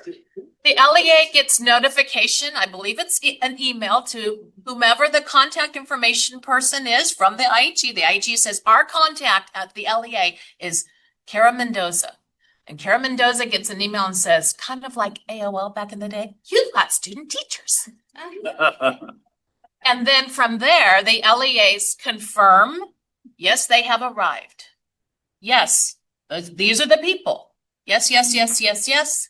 Check, check, check, check, check, literally. And then that goes to the next magic of coming to the commission. And we say, okie dokie, they've got student teachers. We've got some money to hand out. And then, of course, LEAs know all about our grant award agreements, about DocuSign. We go through that. And about 5 days-ish later, because it's a process, it's in our building, it goes to other buildings here in the state of California, then the LEAs will receive the grant funds and they can now pay their student teachers. Thank you so much for explaining that. That resolves our issues of districts who weren't going to apply or having to implement this grant because they just didn't have the personnel. And that was a huge concern. It takes care of our concern of this opening up on July, whatever, and we've already placed student teachers for the spring. So that is perfect. Thank you so much for your work on to make it easy for the IHEs, easy for the LAEs, and more importantly, easy for our students. From the very beginning, we sort of in designing the workflow, we wanted to figure out how can we get this to as few clicks as possible. Yes. It's a sort of a design principle from the very beginning, but this was just an idea on a whiteboard. Perfect. So I have Commissioner Yusoff. I see Commissioner Francois online, and then I'll go to Commissioner Cruz. This is magic. Technology for good. This is technology for good. And as I just started in a district on Monday, and I've met so many student teachers. So just having that news to share, to come back, it's like, hi, nice to meet you. There's money and let's go. So I really appreciate all this because I was just speaking to our wonderful student liaison and just the impact that it's going to have, the financial burden that it removes. They can focus on that wonderful ETPA or all the lovely things that really takes up time where you might be like, well, I got to go to work right now, but then you can say, I don't need to work 5 hours on a Sunday. I can take those 5 hours and really put it into my either student teaching, my lesson planning. So thank you so much. This is amazing. It's magic. Thank you. Commissioner Francois. If you are not excited about this after this presentation, then you need to wake up and go get some more coffee. This is amazing. I am so excited about this opportunity. And, I just want to echo a couple of things. I want to echo our public comment folks about the importance of leveraging existing statewide initiatives and state and local partnerships to maximize the outreach of this. I also, in my enthusiasm in riding on the wind of Miss Mendoza's enthusiasm, I think you answered this question, but I want to make sure that I understand this. So it's first come, first serve. It is a partnership between the LEA and the IHE with you had me when you said that, right? And so the halo effect was real. And you said July 1. It opens up July 1. I can see whether your head's nodding, so you can just nod if that's right. Okay. But we also know the devil's in the details. So implementation is going to be important because while I appreciate and long for strong LEA and IHE partnerships, I also know we're on different cycles. We have different calendars. We have different internal capacity for these kinds of things. So I'm just hoping that you will probably repeat how we ensure, or no, what your conversation was about ensuring that our candidates, once they submit their application, that the process doesn't get stalled for them because of a mismatch in calendars between the IHE and the LEA. Yeah, I put a question mark at the end of what I just said. It sounded like I was going to say something else. Oh, so number one, the candidate does not apply. The IHE. The IHE starts. And the IHE starts the process because the candidate is in coursework that is for their clinical practice. And the IHE uploads all the information for that all those candidates in the coursework. They have begun their coursework. Then, at the push of a button, the application goes straight to the LEA.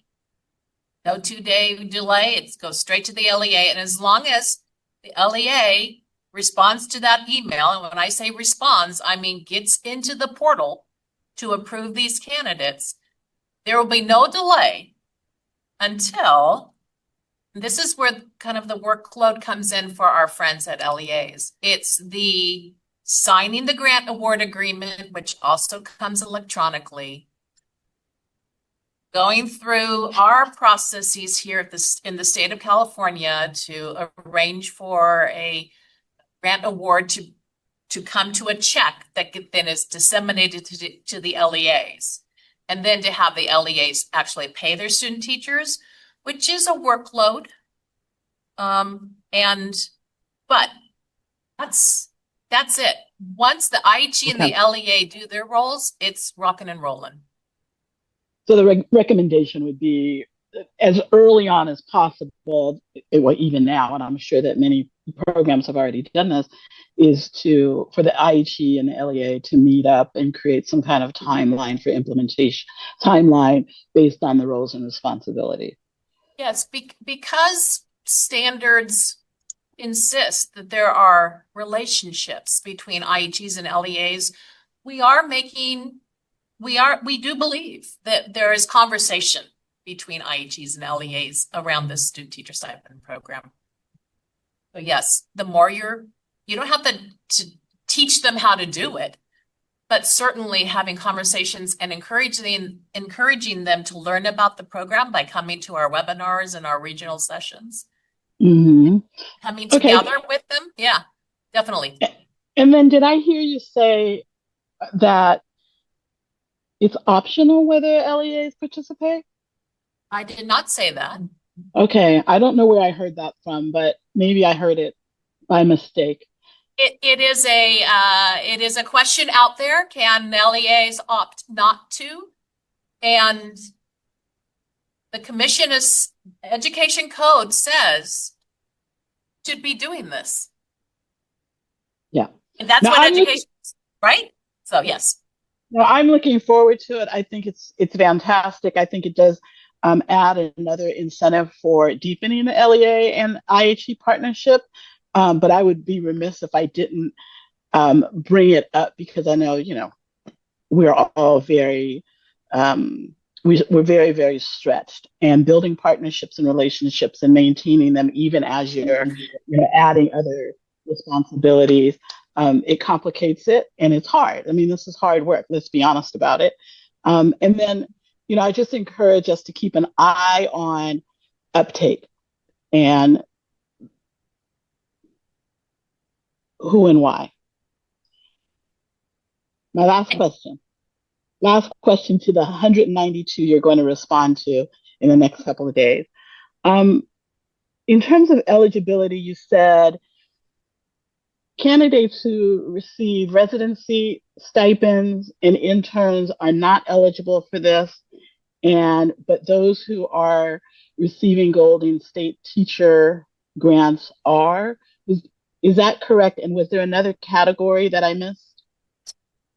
So candidates that are eligible for Golden State Teacher Grant may Mhm. also receive student teacher stipend program.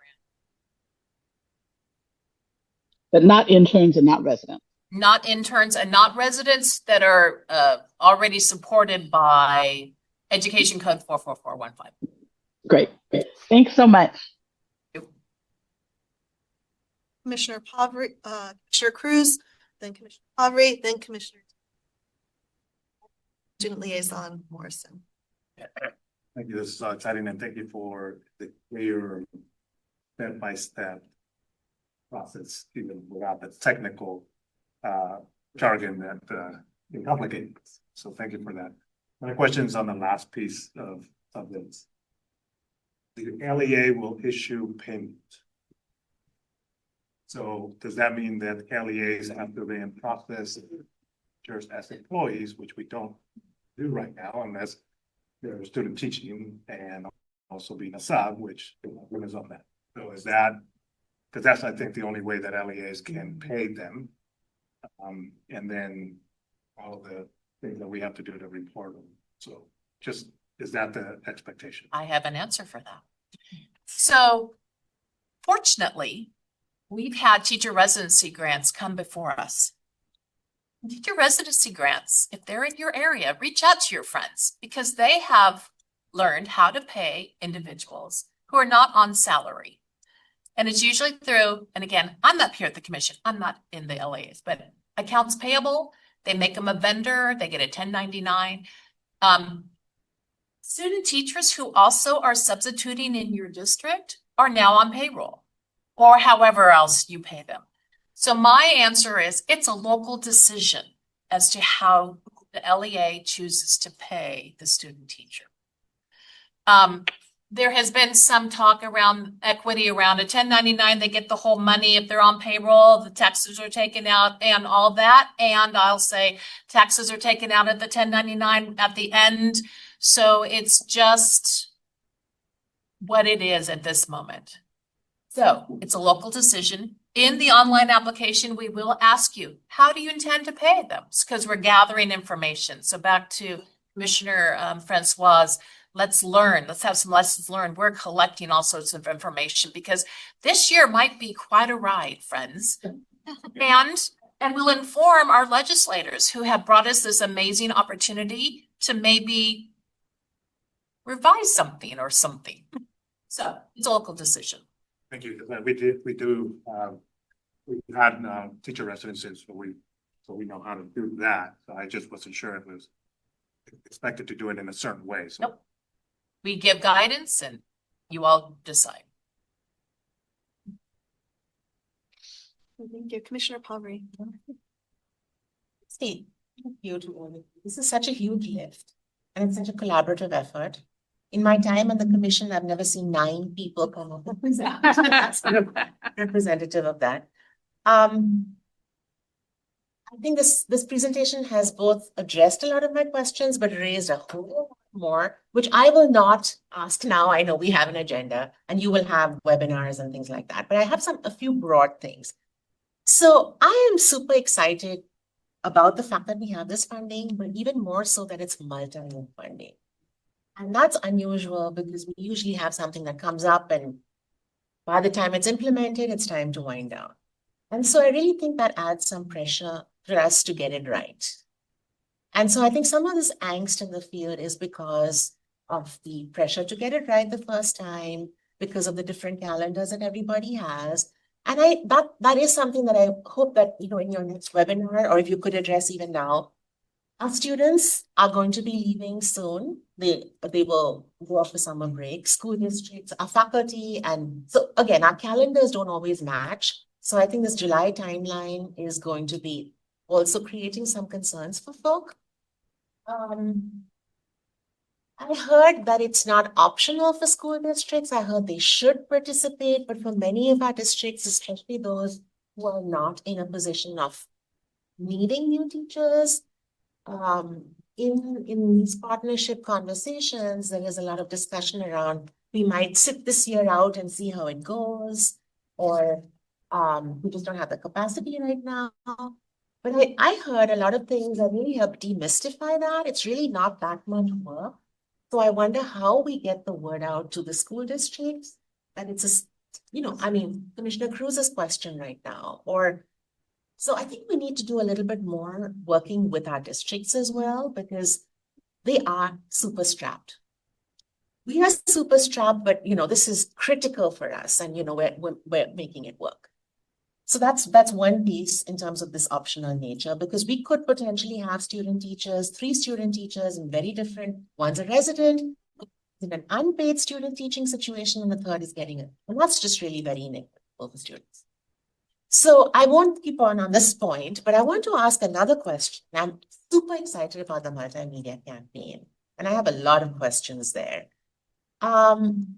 Is my understanding correct that this campaign is well beyond the student teacher stipend? This is about become a teacher in California. Yes. Because you're sowing the seeds early on with different populations, after school programs, our high school students. And right now this funding is for 3 years. So it may not be available for them. So it's a bigger campaign. Will there be assets that folk can dip into and their own and get out as well? Yeah, so that's a big part of the microsite, I guess, is having kind of a section where people can go, they can download toolkits, they can get the resources that hopefully, can live beyond, just this campaign. And even the microsite, once the 3 years is up, can continue to live on. I mean, it's not, we don't control it. It's going to be something. Thank you. Yep. Thank you, Commissioner De La Torre. Thank you. I am excited, but also maybe stunned because I don't believe it. But also worried because I know that when something like this comes around, if a district says, well, you know what, it's going to cost my manpower $500,000 to implement this, I'm not going to have my staff do it. So therefore, my student teachers are not going to benefit from this because we're not going to process that because I'm not going to have my staff do that. So if my staff has to process it, then my student teachers are not going to benefit from it. That's my concern. And I know because I've heard that. And so I know you brought that up. And that's just what's going to happen. My worry that it might happen. So I was thinking, who applies for it? It's the LEA that applies, right? In partnership with the IEG. So the IEG starts, Student teacher. not the student teacher. Correct. Is there any way that the student teacher can apply for it? Not today. If you can add a button where the student teacher can apply for it, would that be a possibility? Because if the student teacher could apply for it. No. Because it's Prop 98 funds, and Prop 98 funds can only go to LEAs. Oh my God. Oh. LEAs are finicky though. This is the first year of implementation. I think we are assuming a posture of gathering data as the theory of it all comes into contact with the reality. And we'll be working with our friends in the legislature to surface ideas or surface issues quickly and address them quickly. And so I think we all have a very agile stance with this and plan to learn and iterate very quickly.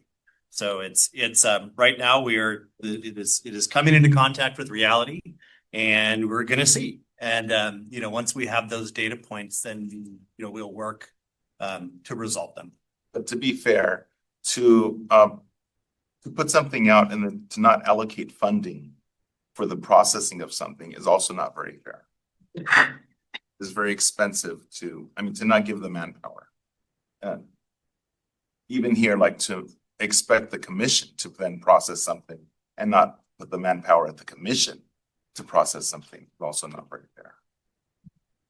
Something to think of. Thank you. I have Liaison Morrison, Commissioner Pavry, Commissioner Cruz, Commissioner Redford, Commissioner Simmons. Well, I just want to say thank you for this, being a student teacher candidate right now. This is a big deal. And you highlighted in the beginning, it's during the presentation. I have bills to pay. I need to put food on the table. And two, I am dedicating 600+ hours. I much rather spend my time at my school site placement than anywhere else right now. So being allocated these funds early on in this tremendous. So just thank you for that. One thing that I did come to mind hearing this that definitely from a student perspective kind of gave me a little angst. Could the school site placement timeline of candidates affect their ability to receive the grant?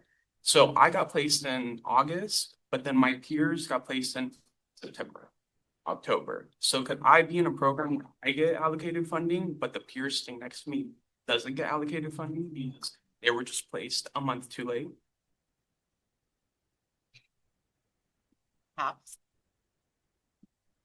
I will say this relative to the process, because and my perhaps comes from it's 100 million a year.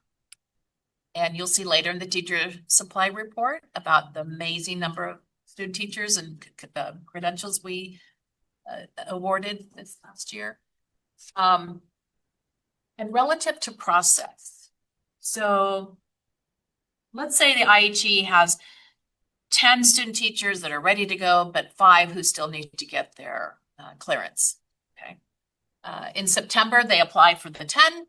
And in October, those 5 now have their clearance. And so monthly, the online application system will collect. So it's a monthly application system. There's one grant award agreement for the LEA that will be updated as more student teachers are added. But there is built into the system this opportunity to add more student teachers. You're not just one and done if you don't make the first month or whatever. Notice I said September, not July.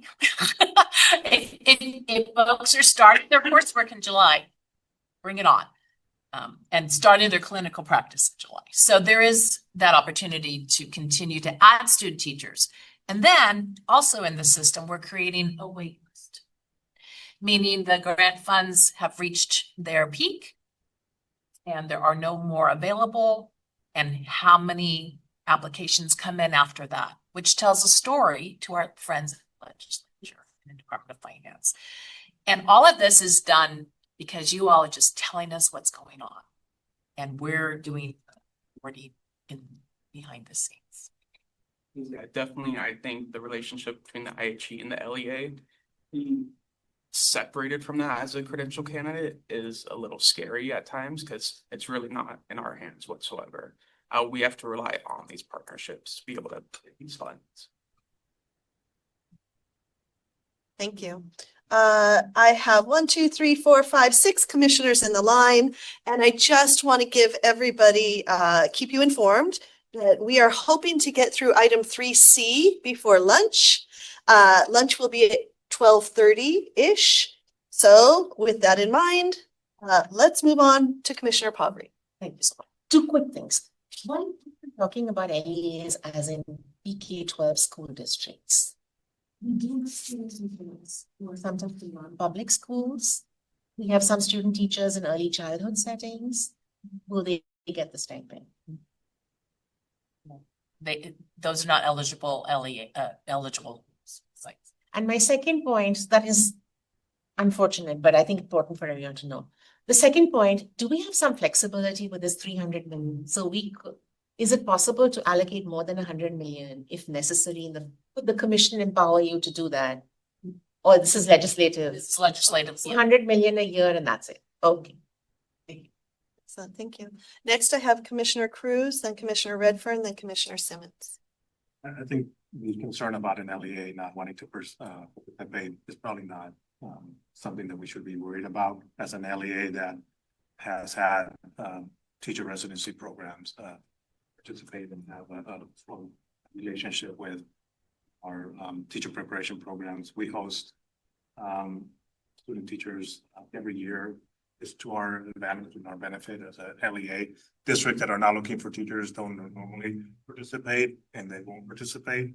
But I think those of us that are always hosting student teachers, I mean, it's not going to be a huge burden, to be honest with you, in terms of the advantage and a benefit to us, and we'll be able to host and better prepare them and maybe reap the benefit of filling our positions with these high quality student teachers and future educators. So I think that those of us that are already in the game are going to continue to provide that support. Commissioner Redfern? First and quickly, I just want to express my gratitude for the collaboration and everything that you're doing to make this possible. And I really feel like the success of the implementation of this will lead to future investments here. So thank you for being intentional and really working through all of those planning pieces. I just want to kind of echo what everyone is saying, but ask the commission to please kind of use that continuous improvement model that we always talk about with this as well. And so just if you can be mindful of who's not participating and when they're not, whether it's IHE or LEA, find a way to outreach and help them access, because we want to make sure it's equitable access for all of our candidates and not just a select few from certain places. And so if the commission can kind of oversee that, that would be great. Just making sure we're outreaching to our partners. Thank you. Next is Commissioner Simmons, then Chair Granashire, then Vice Chair Cardenas. If this were to become an ongoing thing, like the intern programs, my sister was an intern in 1968. So if this program is going to have that kind of legs, if we're concerned with the concern that Commissioner De La Torre brought up, one might consider having a section on the Dawn that's like the one that says, why are you not participating in an intern program if you are not? Something similar to this could be put into that to shame districts into.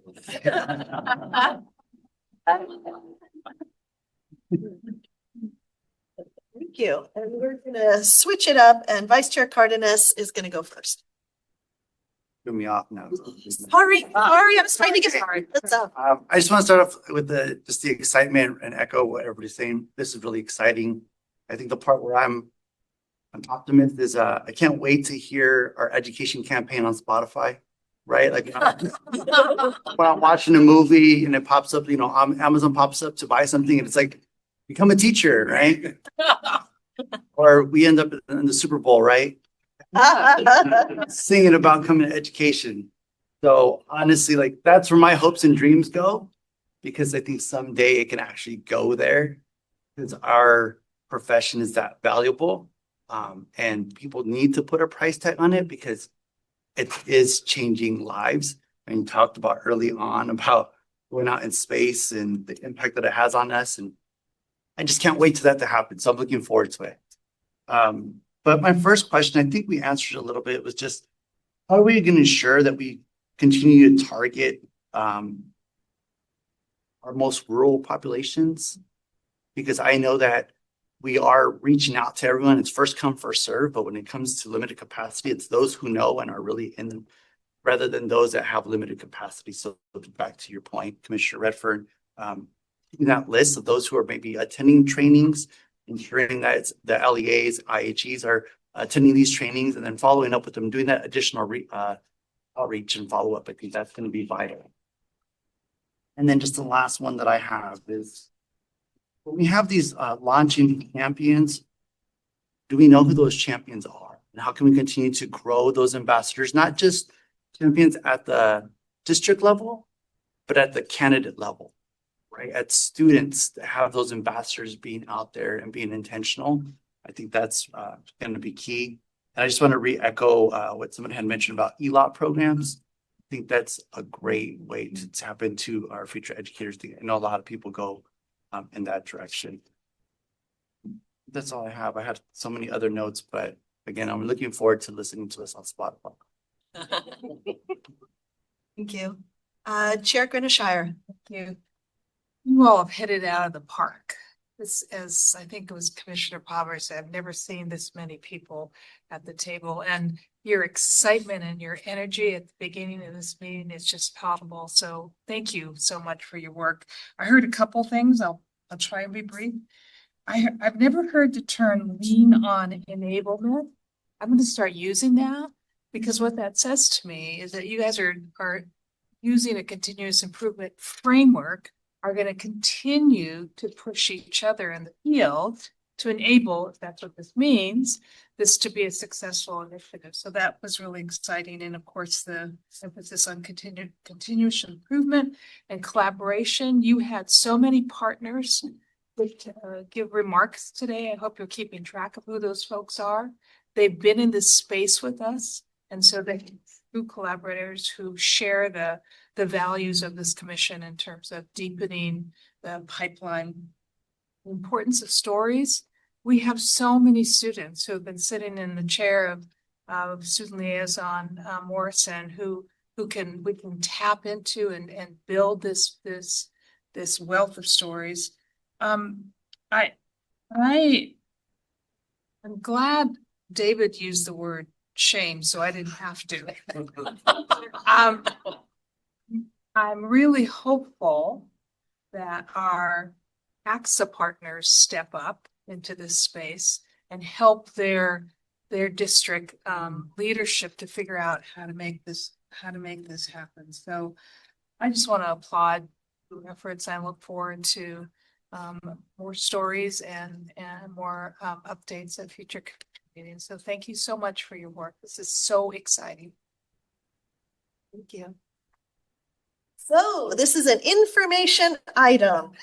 No action is required. Just a big thank you for presenting this item. Love the rich conversation and look forward to hearing more about it. Thank you, Mr. Ibrahim, Dr. Byring, Dr. Mendoza, Ms. Fitzhugh, Mr. Rojas, Mr. Meseros, Mr. Damien, Mr. Bolivar, and Ms. Friend. Thank you, Ms. Friend. Thank you. Thank you. I should have remembered that. Okay, thank you so much. Thank you.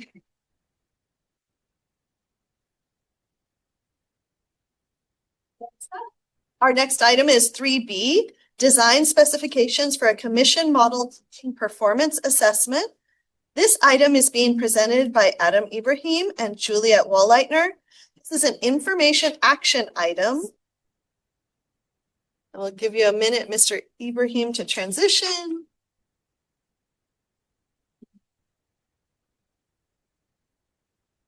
And whenever you are ready, please begin.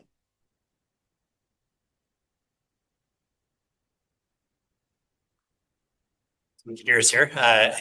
Good morning again, Brown, and good morning to you, Executive Director Sandy, and members of the Commission. We are excited to present the next step on the Senate Bill 1263 journey that we have been on for this year plus. I believe this time last year we were bringing draft RDI TPA recommendations, and now we're bringing design specifications for the model. And this is it's an exciting step in the overall journey. So this all began in September of 2024 with Senate Bill 1263, and it launched the redesign of the teaching assessment. In June, this body adopted the RDI TPA recommendations and then the implementation plan at the next commission meeting. Most recently in February, you adopted the performance assessment design standards. And here we are in April with draft model specifications. After this, just to play the tape forward a little bit, we are going to come back likely in October with a recommended development pathway. And so this is the firm plan for, okay, we have done the consultation, the research, the evaluation, the thinking, the design, and we recommend this pathway forward in order to meet our July 2028 statutory date for implementation. Just a quick note on differentiating between what you approved at the last meeting and what we're presenting for you here today. The performance assessment design standards that were approved at the last meeting, these are the sort of the universal standards that anybody who wants to offer a teaching performance assessment in California must adhere to. So they establish expectations for quality, fairness, for scoring, for reporting. So whether it's a local program, whether it's a larger company, anybody who comes into California to offer a performance assessment or wants to build one, that's what they must follow. With regard to the design specifications, this is adding a little bit more specificity and nuance, a little bit more translation from sort of the broader standards language into how the thing looks in action. And it's intended to facilitate conversations with the people that build these things and the people that experience these things, so that we could develop a very firm, clean project map to implementation and meeting the statutory deadline. And so what you're going to see is there's a lot of overlap, I guess is a good way to say it. And so as we present the specifications, which are included in the item, we're going to go through each section, but we're going to highlight what has been added. So what has been added by the specifications to the performance assessment design standards. With that, I'll hand it over to my colleague, Dr. Juliet Waller. Thank you. Good morning, commissioners. So I get the fun of talking through the different sections of the specifications. So section 1 is the assessment structure and instructional cycles. And you'll actually see that there's a lot of similarities here with our previous version with some additions. So the goal of this section is to define an instructional cycle assessment that is embedded in authentic preparation practice. The instructional cycle will consist of 4 interconnected components. First of these is knowing your learners and developing appropriate learning goals based on who they are as individuals, what their cultural backgrounds are, what their interests are, and their lives are like outside of school, what their academic strengths and areas of challenge are, and then using that information to inform the development of appropriate and meaningful goals.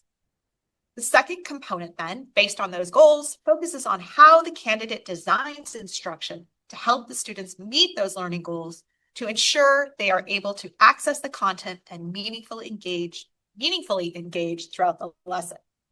It also includes planning both formative and summative assessments connected to those identified learning goals. The third component, teach and gather evidence. And again, just as a reminder, you have a full description of all of this within the printed item or within the item. So this third component requires the candidate to carry out that planned instruction, demonstrating the enactment of their planning, how they're gathering student evidence, and how they respond in the moment instructionally to support student learning. And then finally, component 4 focuses on the candidate's interpretation of the evidence of their student learning that they've gathered across the instructional cycle. Requires the candidate to analyze the evidence, to reflect on their students' learning, and then to plan the next steps in instructional cycle. So then the specifications for this first section require that the model be modular and able to be embedded within a preparation program so that candidates do not experience the TPA as a standalone, after the fact, high stakes assessment that feels completely separate from their preparation program. The model is also intended to be adaptable across credential areas while still maintaining a high level of rigor. So, Before we move on to section 2, may I add something? Of course. Okay, thank you. So the instructional cycle that Dr. Wallachner just described, the components of the instructional cycle, it resembles a lot the TPA cycle of the past. It has been sort of updated to reflect sort of the best practices in revised standards and frameworks. For example, if you think of Chapter 8 of the ELA-ELD framework, that lovely description of assessment that you see reflected throughout the other sets of standards, like the California History Social Science framework, and pretty much everything that has been adopted in the recent history. There's this notion of real-time assessment that figures in very centrally. And so while we have the instructional cycle that really does mirror similar to the sections of the previous, there is also a focus on, all right, how are we eliciting evidence of student knowledge in the moment? Not just planning a lesson and delivering a lesson, but thinking strategically about our students, thinking strategically about adapting the lesson, And then as we're implementing the lesson, we are also moving closer to the point of instruction and learning. And we're assessing knowledge gaps and closing them in real time, as well as after the fact with student evidence. So just wanted to point out that, yes, there are similarities across the instructional cycles, but we've been intentional at looking at the latest developments in our PK-12 side of the house and wanted to bring it into full alignment with what has been adopted by the state board. Right. So moving on to section 2, it was kind of the big focus on that instructional cycle. But I already touched on the fact the model needs to be embeddable within programs. This section further spells out what that looks like. The model will include a development phase during which candidates engage in that four-part instructional cycle while receiving feedback from their faculty, coaches or supervisors, and mentor teachers. From there, candidates move on to the assessment phase, in which they continue to have opportunities for practice before reaching the final point of submission. Once the work is finalized and submitted for formal scoring, it is no longer available for revision.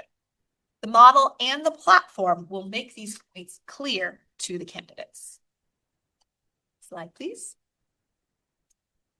Section 3 then calls out the specific evidence required from candidates across the 4 components of the instructional cycle. In particular, candidates will be required to submit artifacts to demonstrate their full engagement in each of the components, including video evidence of their instruction. Accompanying the video will be candidate analysis in which they explain their instructional choices, their interpretation of student learning, and the implications for their next steps of instruction. So how the evidence that they've found in the moment, those changes that they made in the moment, reflecting on that, talking through.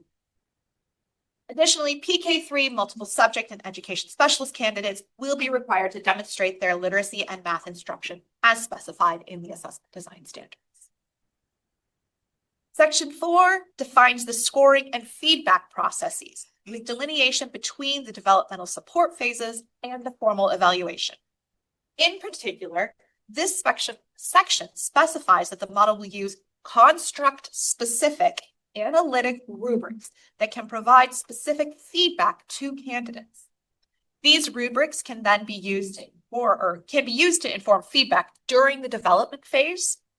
And then during the formal scoring phase, the same rubrics will be used by calibrated scorers who are participating in a monitored scoring process that undergoes regular review for the purposes of reliability, fairness, and consistency.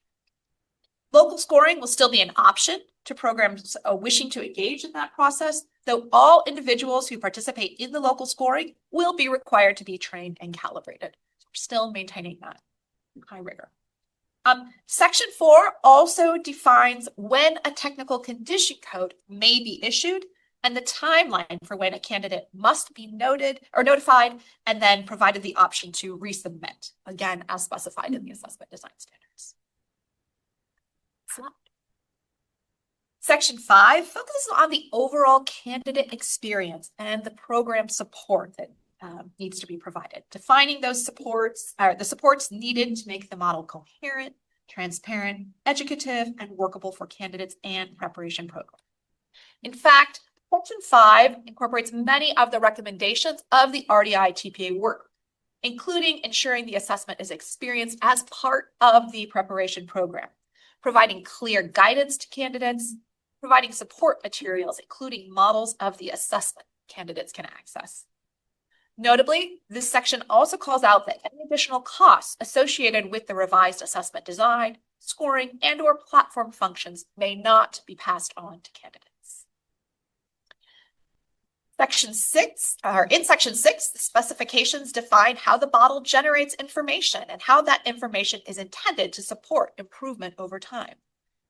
The assessment will generate data that are interpretable across the 4 components of the instructional cycle, with results reported in ways that are timely, clear, and useful to not only candidates, but also preparation programs for the purposes of continuous improvement and the commission. The reporting structure also supports the ongoing growth of the candidates by providing data that can be used to inform their individual induction plans. individual development plans or induction, sorry. Section 7 provides details about the system infrastructure and platform requirements to support the submission, storage, review, and scoring of candidates' evidence. In particular, the system will support both the development phase that happens at the program level and the final submission and scoring phase. Throughout, an emphasis is placed on access and usability. Again, pointing back to the recommendations of the RDI TPA work. And then finally, Section 8 addresses the integrity and authenticity of the assessment, including the use of technology by defining necessary guardrails. The section calls out the need to provide clear expectations regarding acceptable and unacceptable uses of technology so that the evaluation remains focused on the candidate's professional judgment.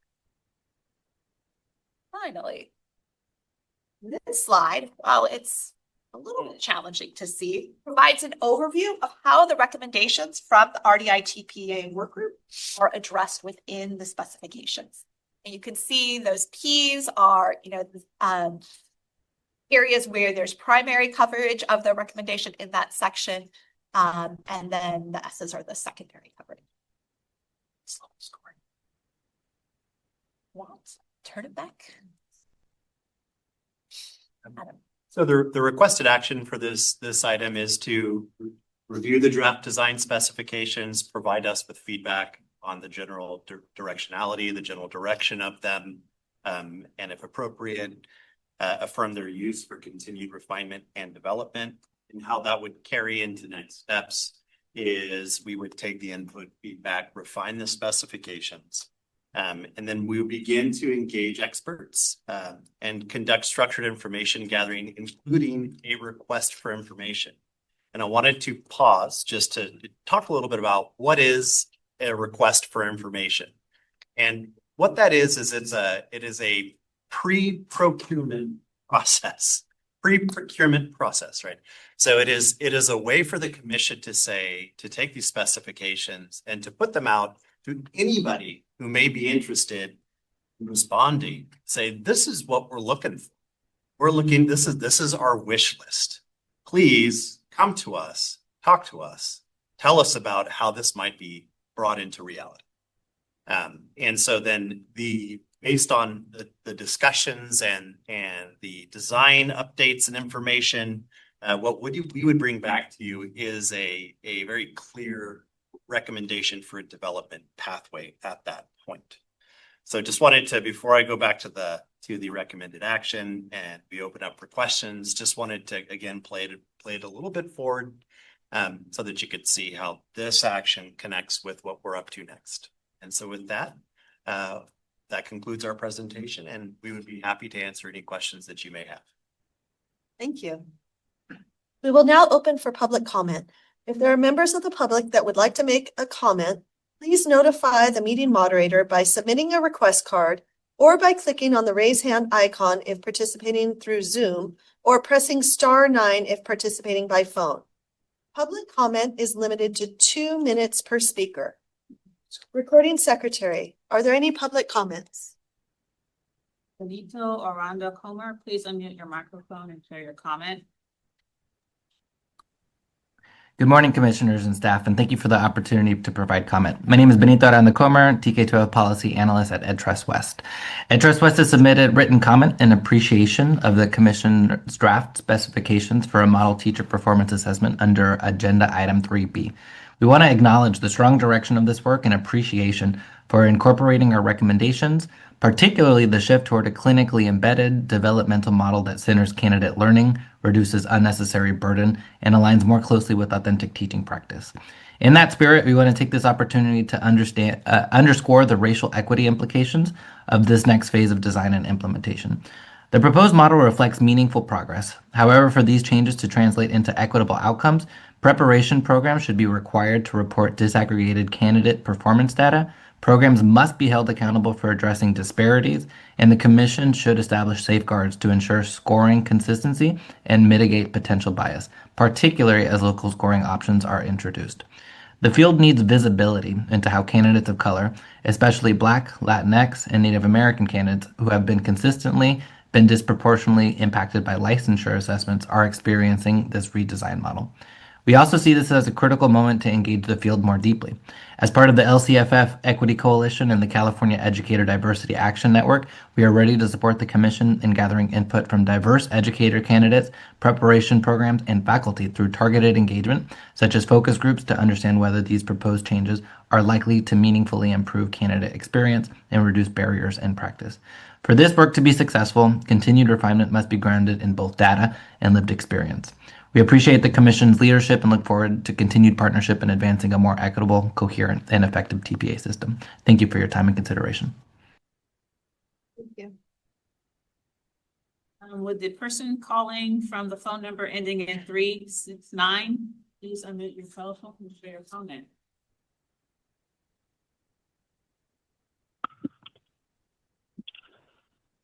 Buenos dias. Good morning. 早上好. Bonjour. This is Sally Fox calling from San Diego as Education Policy Analyst for the California Association for Bilingual Education, CABE. My background includes teaching bilingual teacher credential students at San Diego State University and Inter-American College in National City. So I'm especially interested in item 3B, which is an excellent example of continuous improvement in action. On behalf of CABE, I align my comments supporting this item with the written comment provided by the LCFF Equity Coalition. And may I add briefly that CABE leadership and members appreciate you for the work all of you do, commissioners and staff alike, related to the credentialing of our public school teachers as a key facet of our California K-12 education system. Thank you for supporting efforts to build a high quality and motivated educator workforce that represents the racial, cultural, linguistic, and other categories of students throughout our beautiful state. Thank you. Thank you. Manuel, you and Rostro, please unmute your microphone and share your comment.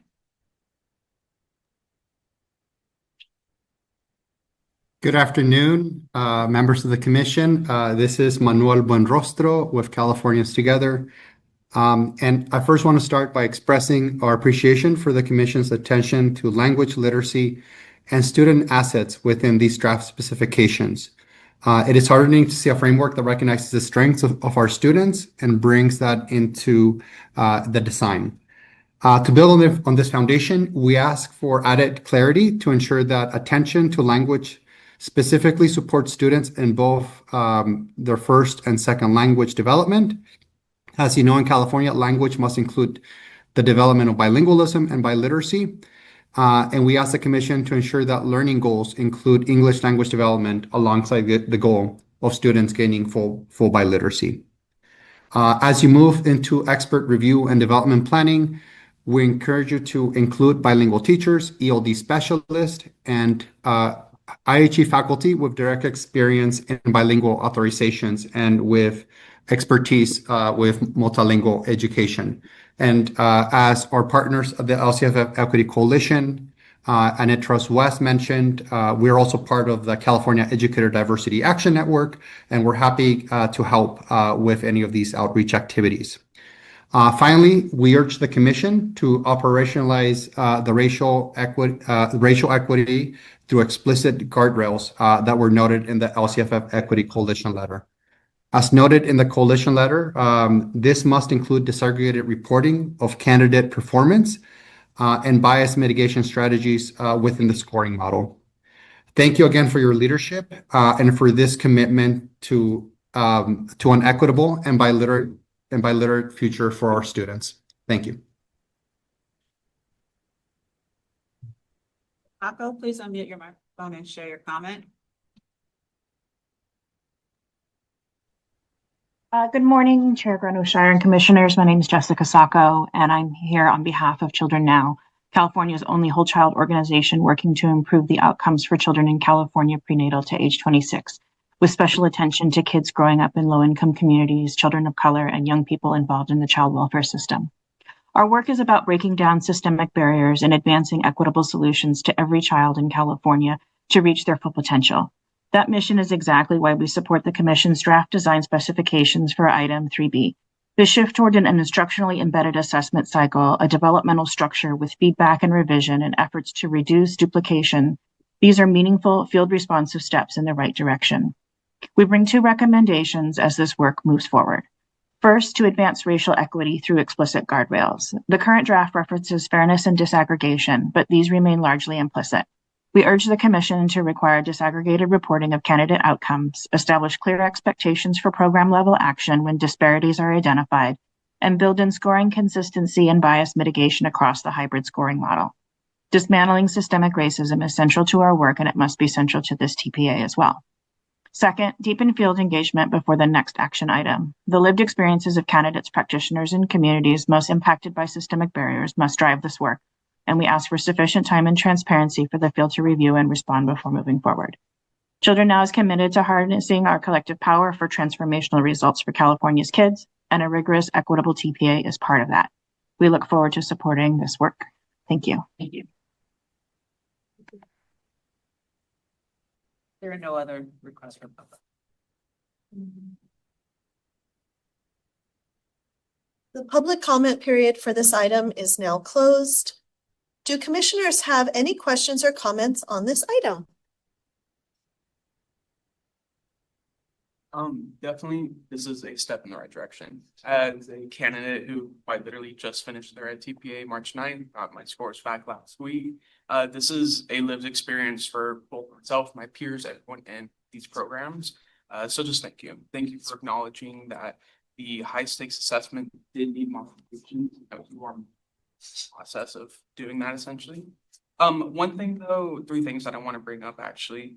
On page 7, section 5, part E, it's mentioned book. Handbooks were a critical asset in completing the MBA, but navigating the total hundreds of pieces of the TPA was extremely difficult. So just for future candidates that are experiencing the TPA, being able to have a simplified version of the handbooks or just handbooks that are providing specific feedback to support us during the TPA process, I believe that would be beneficial. And then you did mention that feedback would be allowed during the building of the TPA portfolio. Who would be able to issue that feedback? Because currently right now, school site professionals as well as institutional professionals aren't allowed to provide feedback. So they actually are. And so it would be your mentor teacher, it would be your coach or your supervisor, whatever the person is called, it would be your faculty. They would all be able to provide you feedback. Okay, and we wouldn't, as a candidate, I wouldn't have to be worried about getting a condition code from that feedback or anything? Okay, okay. It's intended to be educative. Okay, and that's great, yes. It's built in so that the entire design of this revised structure is, it's really, there's a lovely model in building performance assessments for deeper learning, an article that was written by Linda Darling Hammond. And it has this model that shows, the problem with assessment is that it is, the formative slice of it is this big and the summative slice is that big. And what we need to do is we need to shift to a formative slice that is this big and a summative slice that's this big. And the model is really kind of mapped onto that in the sense that, the way that we hope the platform is designed, it feels like a learning management system that's comfortable. It's intended to be an ongoing process of dialogue with mentors, with professors, with supervisors until, you feel like, okay, this is, I feel very confident that this represents what I can do. And now I'm going to send it up into the cloud to where it gets scored with a higher degree of accuracy and validity so that we can use those results for program accountability and continuous improvement as required by law. So they're really sort of looking at, okay, we do have the summative, but in terms of the amount of summative versus formative, this idea is shifted to the front. Okay. And so I think I would say, I'm sorry, this is exciting. I like this stuff. I would say that, it should be, it's designed to be, it's expected. This should, and even in some of the ways that we've sort of massaged this, it's intended to be embedded so that it, even down to the use of AI, so that it is centering the human relationship between faculty, student, mentor, and the supervisor. And that is the main thing that is sort of operating in the dynamic, and technology is facilitating, it is helping, but not replacing, supplanting, getting it.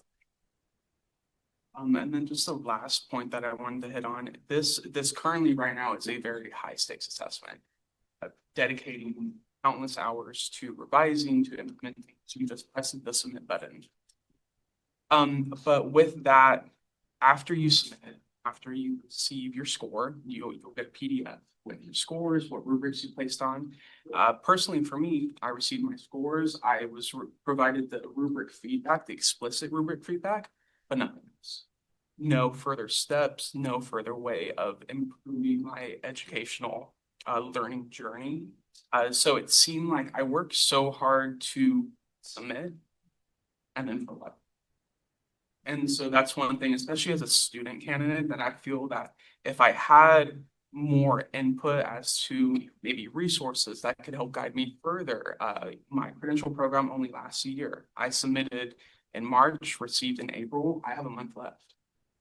Feedback as to how I can maybe provide better summative assessments, better formative assessments, kind of so forth. Because right now I just feel like I'm submitting, but I'm not receiving crucial feedback for my growth. I think that's a really good point. And it's something that, I mean, this came up with the RDI TPA work group, because right now, as you're finishing your program, you are in the process of really developing your individual development plan. So the idea is that these scores that you receive, you would talk with your mentor teacher and your coach, and use those scores to help develop that IDP that will go with you into induction, so that then your learning can continue based on like, okay, where were we really strong? What were the rubrics we were as well on? Okay, let's think about how we can set some goals building on that. Guys, and just thank you for all this. This is great. Yeah. So it's very exciting as a credential. Thank you. Commissioner Simmons. I think back where we were, was it 2 years ago? And where we are now, and I think this is just amazing. And this is just what Ursula, Mandy, everybody can come up with and make it work. I like it all. Here's my one question though. I think there's a tension between level scoring and efficiency. And there's a cost issue that universities also are going to have to deal with. Has anybody priced out, so multiple questions, but the first one, has anybody priced out to see whether that these are actually, whether a particular CSU could make this work or not? No. So we're entering, and as we move from the theoretical to the model, I think that's going to provide a lot of the basis for making reasonable projections about costs and labor and things of that nature. We haven't quite grown the tendrils to that point yet, but it should be more accessible, or to be able to kind of wrap our minds around that to a better extent in October when we come back with the recommendations. Because I think one of our interests is not to impact candidates financially or minimize financial impact on candidates. And so I think that how that we do this in terms of cost is important. Also, I think CFA hasn't had any response to this, I don't believe. And I think the workload of the professoriate also needs to be considered.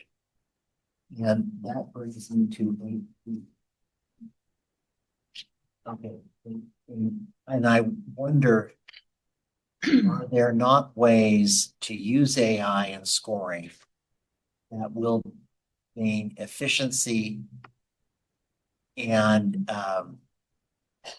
cheapness for universities, so that those savings can be passed along to candidates? And so I think it comes down to what do we mean by grounded? So my question is, what does grounded mean? And how can AI be used in similar systems be used in scoring under this framework? Okay.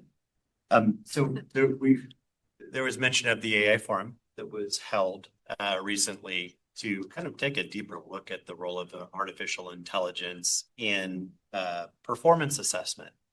And I was not there. I regret that I missed it. So you're gonna have to. I was. One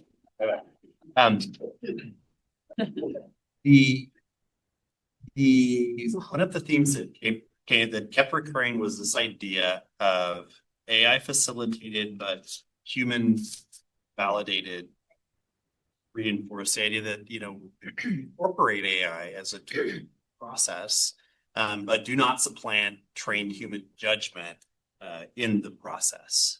And so that's sort of the operating logic that went into 8D and also may inform future small surgical updates to the pads that you just approved in February.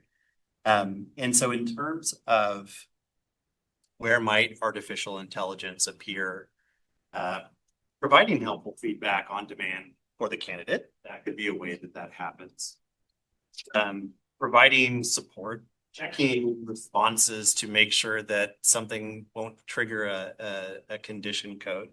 Those are the different ways that it could be, but in what we have heard, and is that the important part is that we don't trade the efficiency of AI for the human judgment. Yes. I will say at least, I was in a board meeting last night. At least a third of the presentations are at least partially designed using AI in terms of graphics, art, data analytics, all truly integrated in the system. So I like the idea of saying that it has to be transparent, but I also don't want to be Luddite in our assessments. So I think, so I go back to when we went from multiple scoring to single scoring for the CSET multiple subjects about 20 years ago. The criteria was that if it passes, you can have one scorer. If it doesn't pass, you need to have two scorers. So I kind of think a similar framework for looking at AI assessment would be, I'm much more concerned with a negative outcome than a positive outcome, is what I'm trying to say. I think that, in this phase of the development process, in consultation with practitioners, with experts, with people within the platform, we're going to start to kind of figure out, this is a little bit, it's general, it's tentative. It's not specifically precise because I don't think we know what the landing point is yet.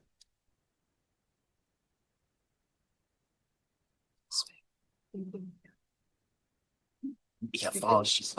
Okay, I just want to make sure I could tell if you were thinking or going to speak. Commissioner Yusof.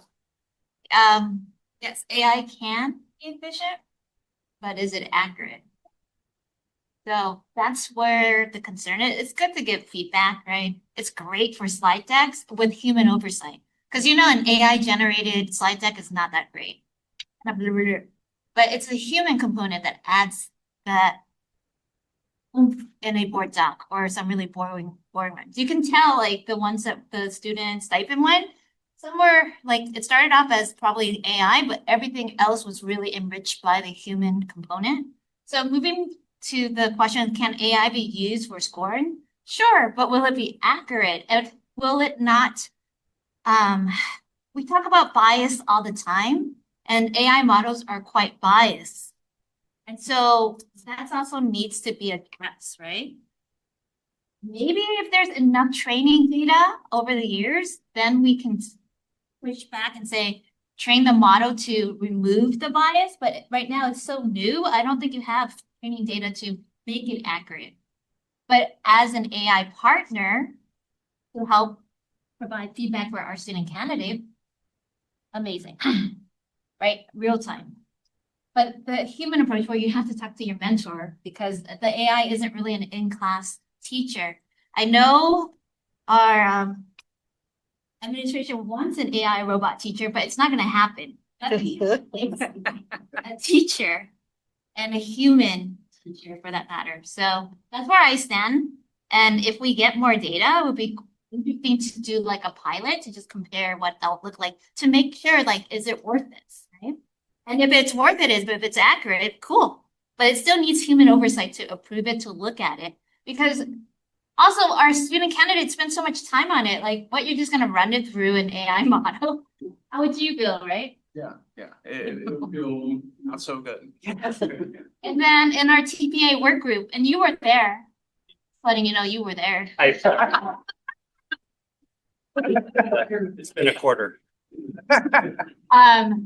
You're amazing. But also what conversation we had where some of our student teachers were using AI to respond because they didn't feel valued, right, in the process. So imagine if we're like, hey, we're going to use AI. Guess what? It's going to be AI versus AI. And it's just going to be like, be gone.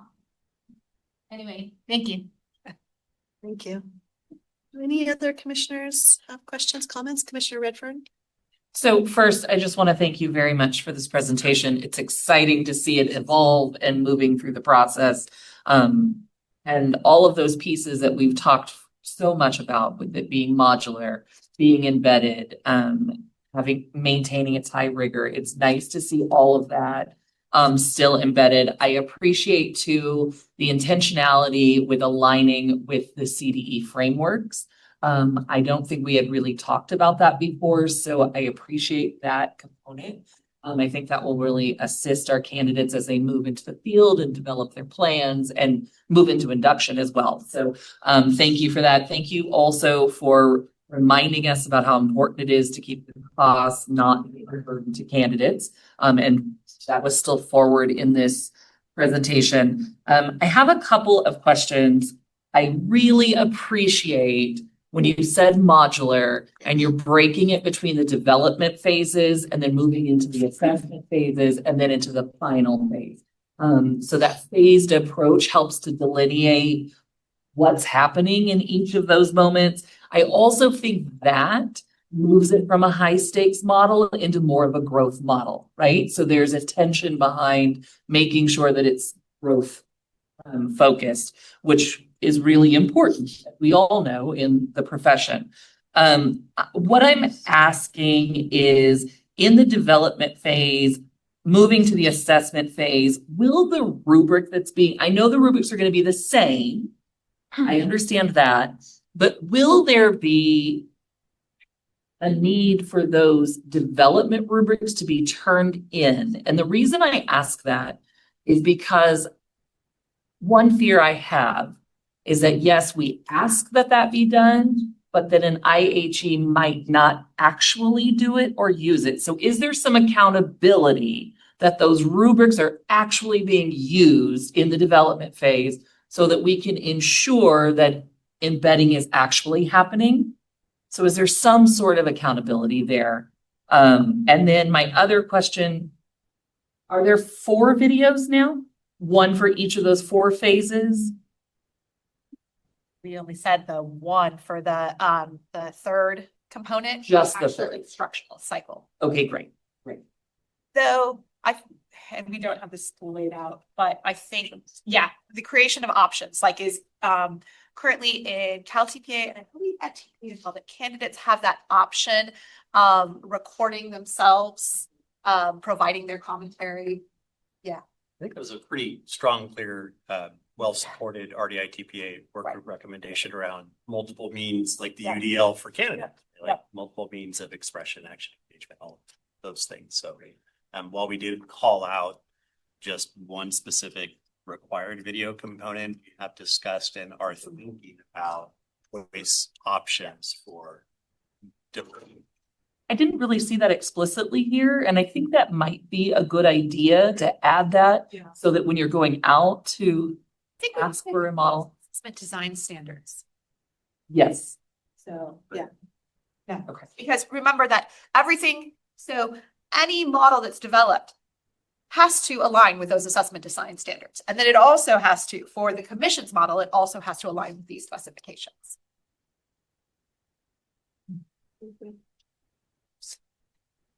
Okay, Commissioner Torres.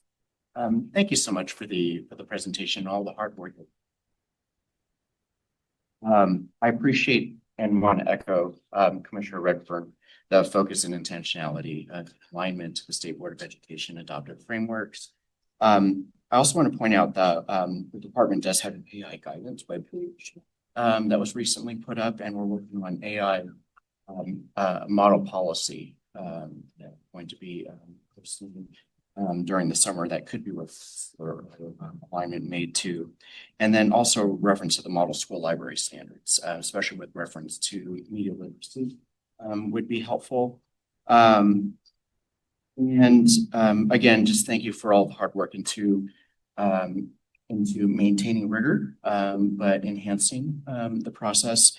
I have to share, I did debrief with the superintendent yesterday, and he told me he shared that an educator pulled him aside and talked about how, currently the TPA is a bit of a barrier. And so he's very interested to hear about like these enhancements and how these barriers are being removed. We talked about bias, et cetera. And so I think it'd be great with the next iteration after we can get more into the practice mode to see some kind of comparison of the to this new TPA based on these design protocols. Any other commissioners? Commissioner Cardenas? I'm really excited about the direction that we're moving towards. Very similar to our state superintendent getting pulled to the side. I think I get pulled to the side every single day. Like, do you know how this is impacting educators? Either through family members or through coworkers or through future candidates. Just the impact that has had on them, continues to have on them. So one of the things that I want to ask is, what can we do now? I know this is moving in the right direction. What's something actionable that we can improve, modify, that we can remind folks what they could be doing, like just a conversation we had, like the mentor teachers could be having these conversations. They should be having these conversations in addition to how does this lead to induction? I think we need to remind the field of the opportunities that currently exist, because if not, we're going to lose folks. What we're doing now is, yes, going to have an impact on the next generation, but what happened many years ago is having an impact right now. So we do need to continue to have some kind of actionable improvement as we're making these improvements to the system now. I want to just comment, Student Liaison Morrison, the importance of his feedback, the importance of the feedback that we get from the field, how we need to continue to have them in mind, because if not, we're going to lose. I really like the direction that we're moving towards. Thank you. Executive Director Sandy. I appreciate that question. I think that's a continuous improvement question. And I want to recognize that you took pretty decisive action a year ago at your February meeting for some immediate implementation shifts around condition codes and around a number of other things. I think we've got an update scheduled for you in June on all of that progress. But I really appreciate our student liaison sharing his perspective, and this is a safe place to do that, because this commission is really, I think, committed to next generation work in this space, not giving it up. But I think I'm also really appreciating, Adam, your hand signals here about formative, summative versus summative, formative, and your comment about or your perception, as I understood it, that neither your mentor nor your faculty could provide you support during certain aspects of this is indicative of the absolute need for us to really underscore the formative, because that's been allowed. It's not only been allowed, and we've got a whole standard devoted to what you may not do is write somebody's response. But short of that, there are things that you may do and there are things that you must do that are subject to accreditation. And yet this perception and this experience for candidates continues. And that's something I think we need to really double down on immediately while we're in the thinking about what next generation looks like. Because that's a quality expected by the statute that set this up in 1997 and has been in our accreditation standards for a while. And I think that it goes right to the heart of the kind of experience candidates have as they're going through this process. So that's one thing I think we can do. I'm sure my colleagues at the other end of the table have some thoughts too. So absolutely, we are working to get the word out about that ability for programs to actually provide feedback. We've been sharing at various conferences. Our current TBA team has been offering workshops for faculty. They've also this year instituted monthly PLC sessions for program coordinators to talk about how are you supporting candidates, what are you doing, but still this narrative persists. So I think we're also open to any suggestions that people might have, how to get that word out more. Thank you. Commissioner Simmons. I think one way to get the word out is through the BIR. When the team in accreditation hears questions to ask the various different stakeholders, maybe a question would be, how are you providing feedback?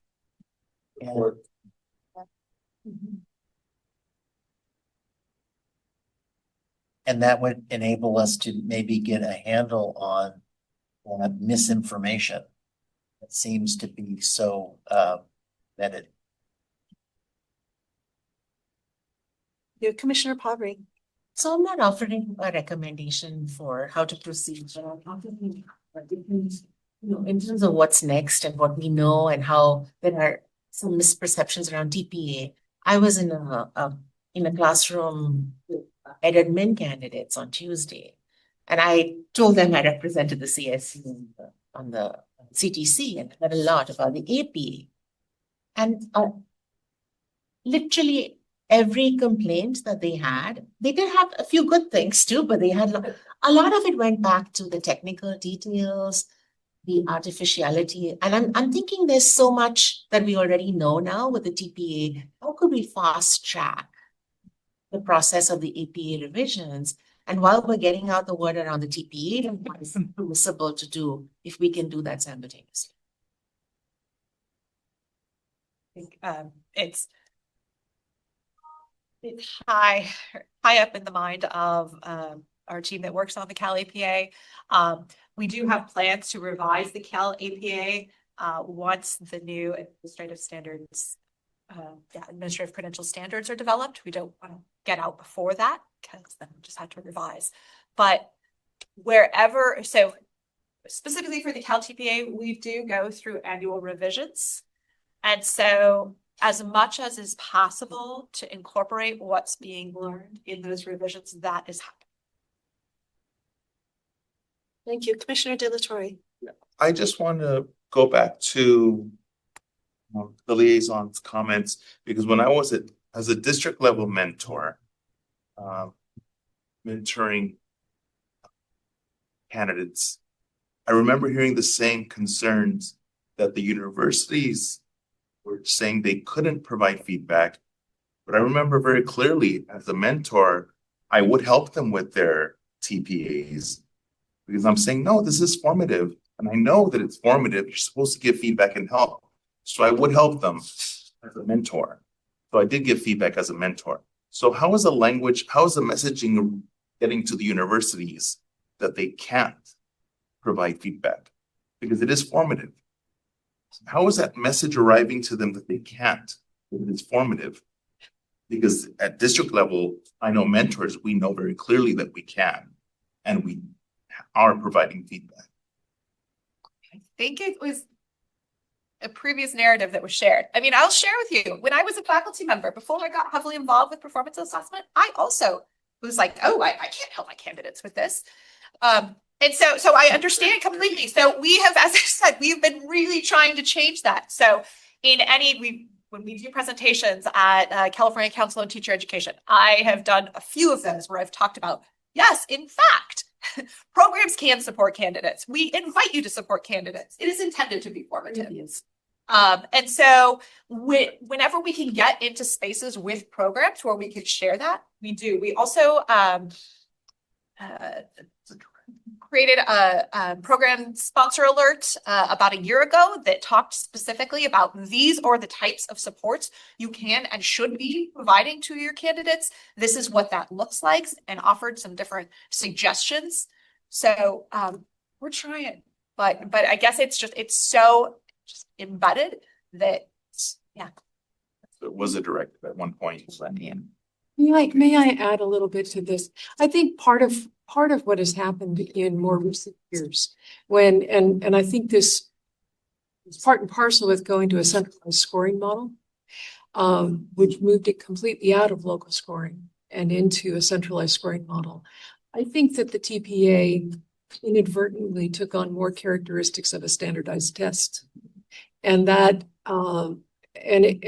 it's generationally common knowledge that when somebody goes to the gymnasium with their number 2 pencil, they're on their own.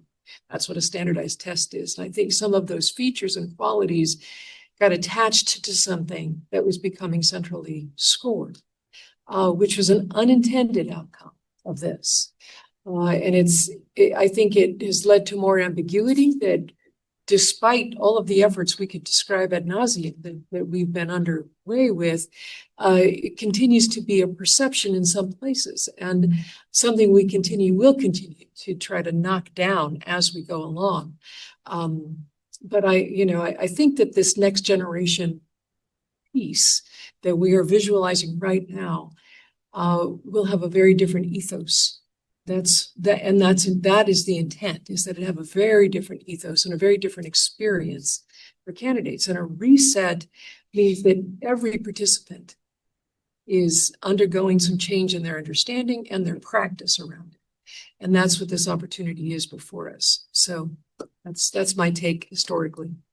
Thank you. Commissioner Francois, I saw that you had your hand up for a minute and then now it's not up. I just wanted to check in with you. Did you want to speak?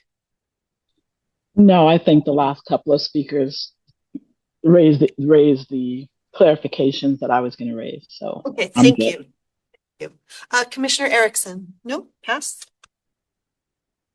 Commissioner Brown. Just say one of the things that happens as a faculty member is you're told over and over and over to stay objective and to not play favorites and to not jump on things. And what happens is, as we remove the subjectivity, we pull ourselves back. Even, you're talking about AI, even as building a rubric. If you're told to spend lots of time to build rubrics so that they're very clear and very detailed and all of that, and you do that as a faculty member, you're kind of told, do that so that you stay objective. That doesn't encourage then that individual feedback that in fact is the thing that's meaningful. So I'm not being defensive. I'm just being like, we've been told a lot as faculty members to stay objective, to give specific feedback, but to stay back. And I think we're hearing here, wait a minute, do that better. We can do that better. Thank you. Okay, looking around at my colleagues. This is an information action item.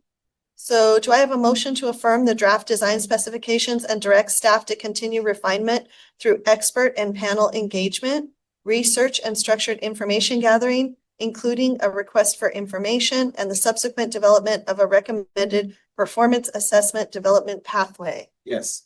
Moved by Commissioner De La Torre, seconded by Commissioner Redfern. Any further discussion? Seeing none, will the recording secretary call for the vote? Each member, please respond with aye, nay, or abstain.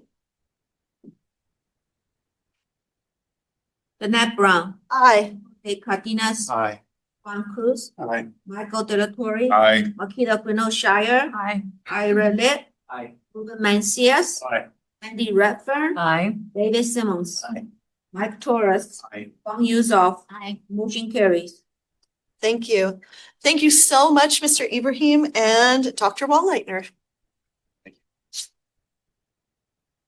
Hey, we're good to go. Thanks. Do it. All right. The next item is 3C, actions to support candidates in demonstrating subject matter competence. This item is being presented by Juliet Wallleitner. This is an information action item. Dr. Wallleitner, will you please begin? Well, can I be made a speaker so I can share my screen?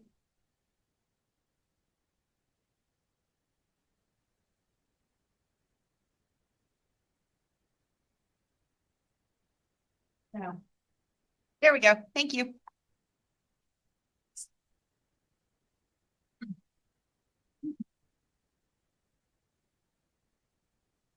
Sorry, I have a spinning wheel.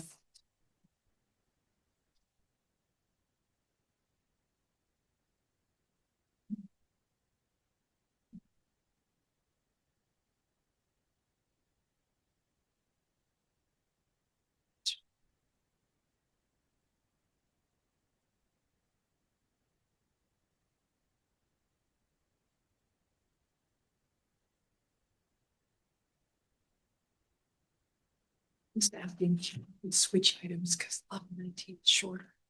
I was just checking with the team about whether this item may need more time than we have before our 12:30 lunch break and whether we should switch and do 1119. If you all would prefer to do that, that's fine with me, but happy to also charge forward.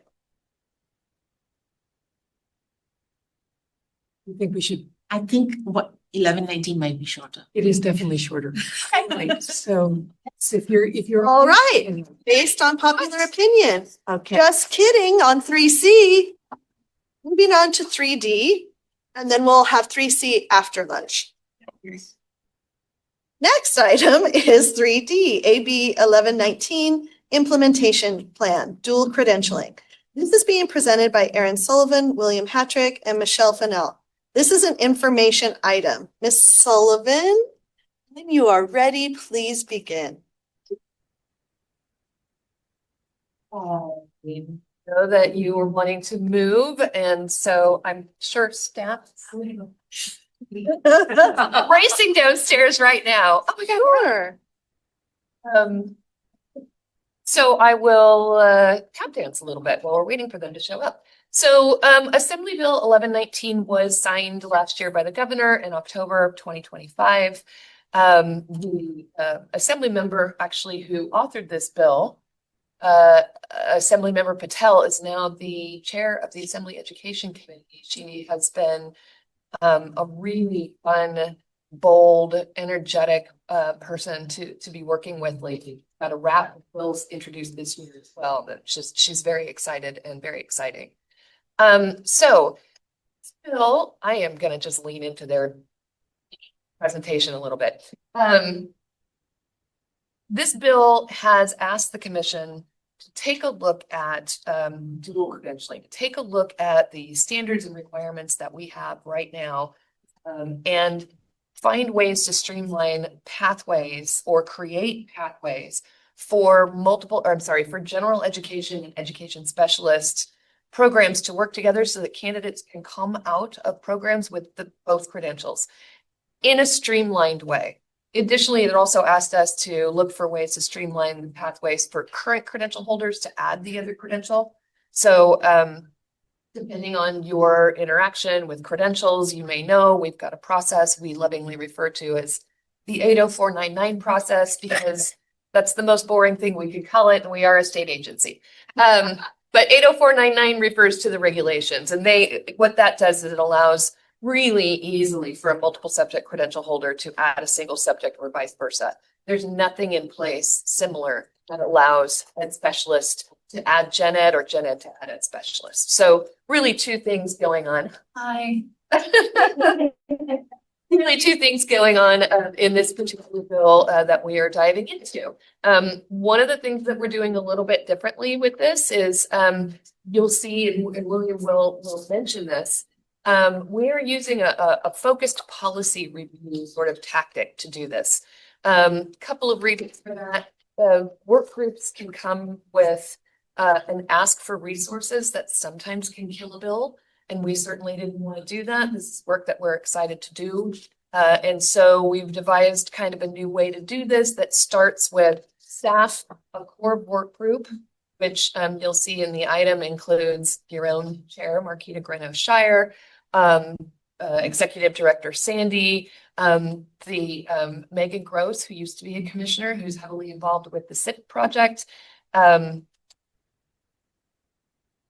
Nat Hansaveda from CSU Long Beach, that has a really nice integrated program currently, and Kristen White from Sacramento County Office of Education, who has been an educator for a very long time and is a big advocate for the education specialist space. So we've started with that core project team. We've been meeting with them monthly, and then these two will talk a little bit more about the timeline that's outlined in your agenda item, but just for folks listening out in the field and for anybody who maybe hasn't had a chance to look at this, the focused policy review does not in any way exclude our external constituents. We never want to do that. As staff, we would never bring something to the commission for consideration that hasn't been vetted. We're just going about it in a little bit of a different way with some smaller work groups and stuff. And I'm actually very excited to see how this process works and hopefully use it some more in the future. And with that, I will turn it over to our consultants, William Hedrick and Michelle Fennell, to talk to you a little bit more about what we're doing. All right, good afternoon, commissioners. The current credentialing system for multiple single subject and education specialist teaching credentials includes multiple pathways across programs with varying coursework, clinical practice, and assessment requirements. Assembly Bill 1119 requires the commission to create efficient routes for dual credentialing across general and special education preparation programs by March 1st of 2027. The bill directs the commission to examine current pathways, identify redundancies in preparation, assess barriers, and consider whether statutory changes are needed. The goal is to develop clear pathways so candidates and current educators can more easily add an authorization in the other area while maintaining regular preparation. As Aaron mentioned, CTC is using a focused policy review process led by a project team that includes commission leadership, educators, faculty, policy experts. The team's role is to organize inquiries, gather evidence, and refine ideas through broad engagement with the field. Examples of future activities include one-on-one interviews, small group discussions, surveys, and ongoing conversations with programs seeking assistance from commission staff on developing dual pathways. And so in the agenda item, you will see an implementation plan consisting of 4 phases. In the first phase, which is the phase we are currently in, the goal is to better understand how current pathways function, where coursework overlaps, and what barriers candidates and programs face.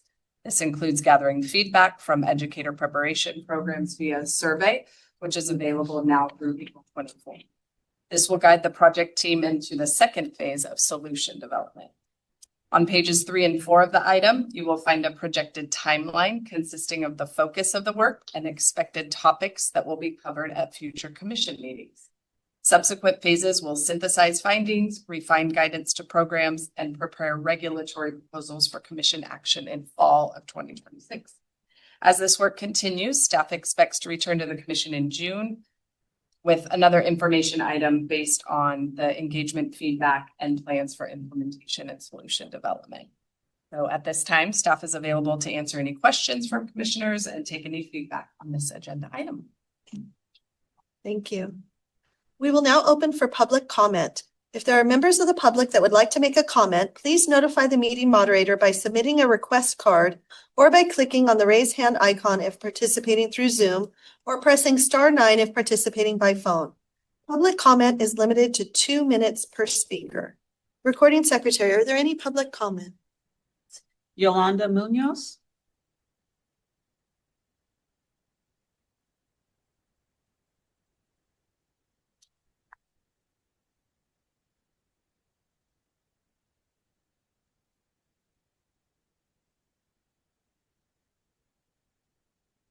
Hello. Sorry.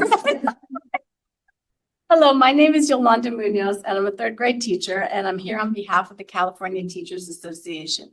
Last year, CTA supported AB 1119, which starts the process of fulfilling a critical piece of the educator shortage by creating a pathway to help fill the teacher shortages in math, science, and special education. As the CTC continues to work through and develop implementation plans for AB 1119, we look forward to work through and develop implementation plans with you, particularly in participating on the one-on-one interviews, small group discussions, and field surveys currently planned, as well as other opportunities to engage and support this meaningful work alongside you. Thank you. There are no additional requests for public comment. Thank you. Public comment period for this item is now closed. Do commissioners have any questions or comments on this item?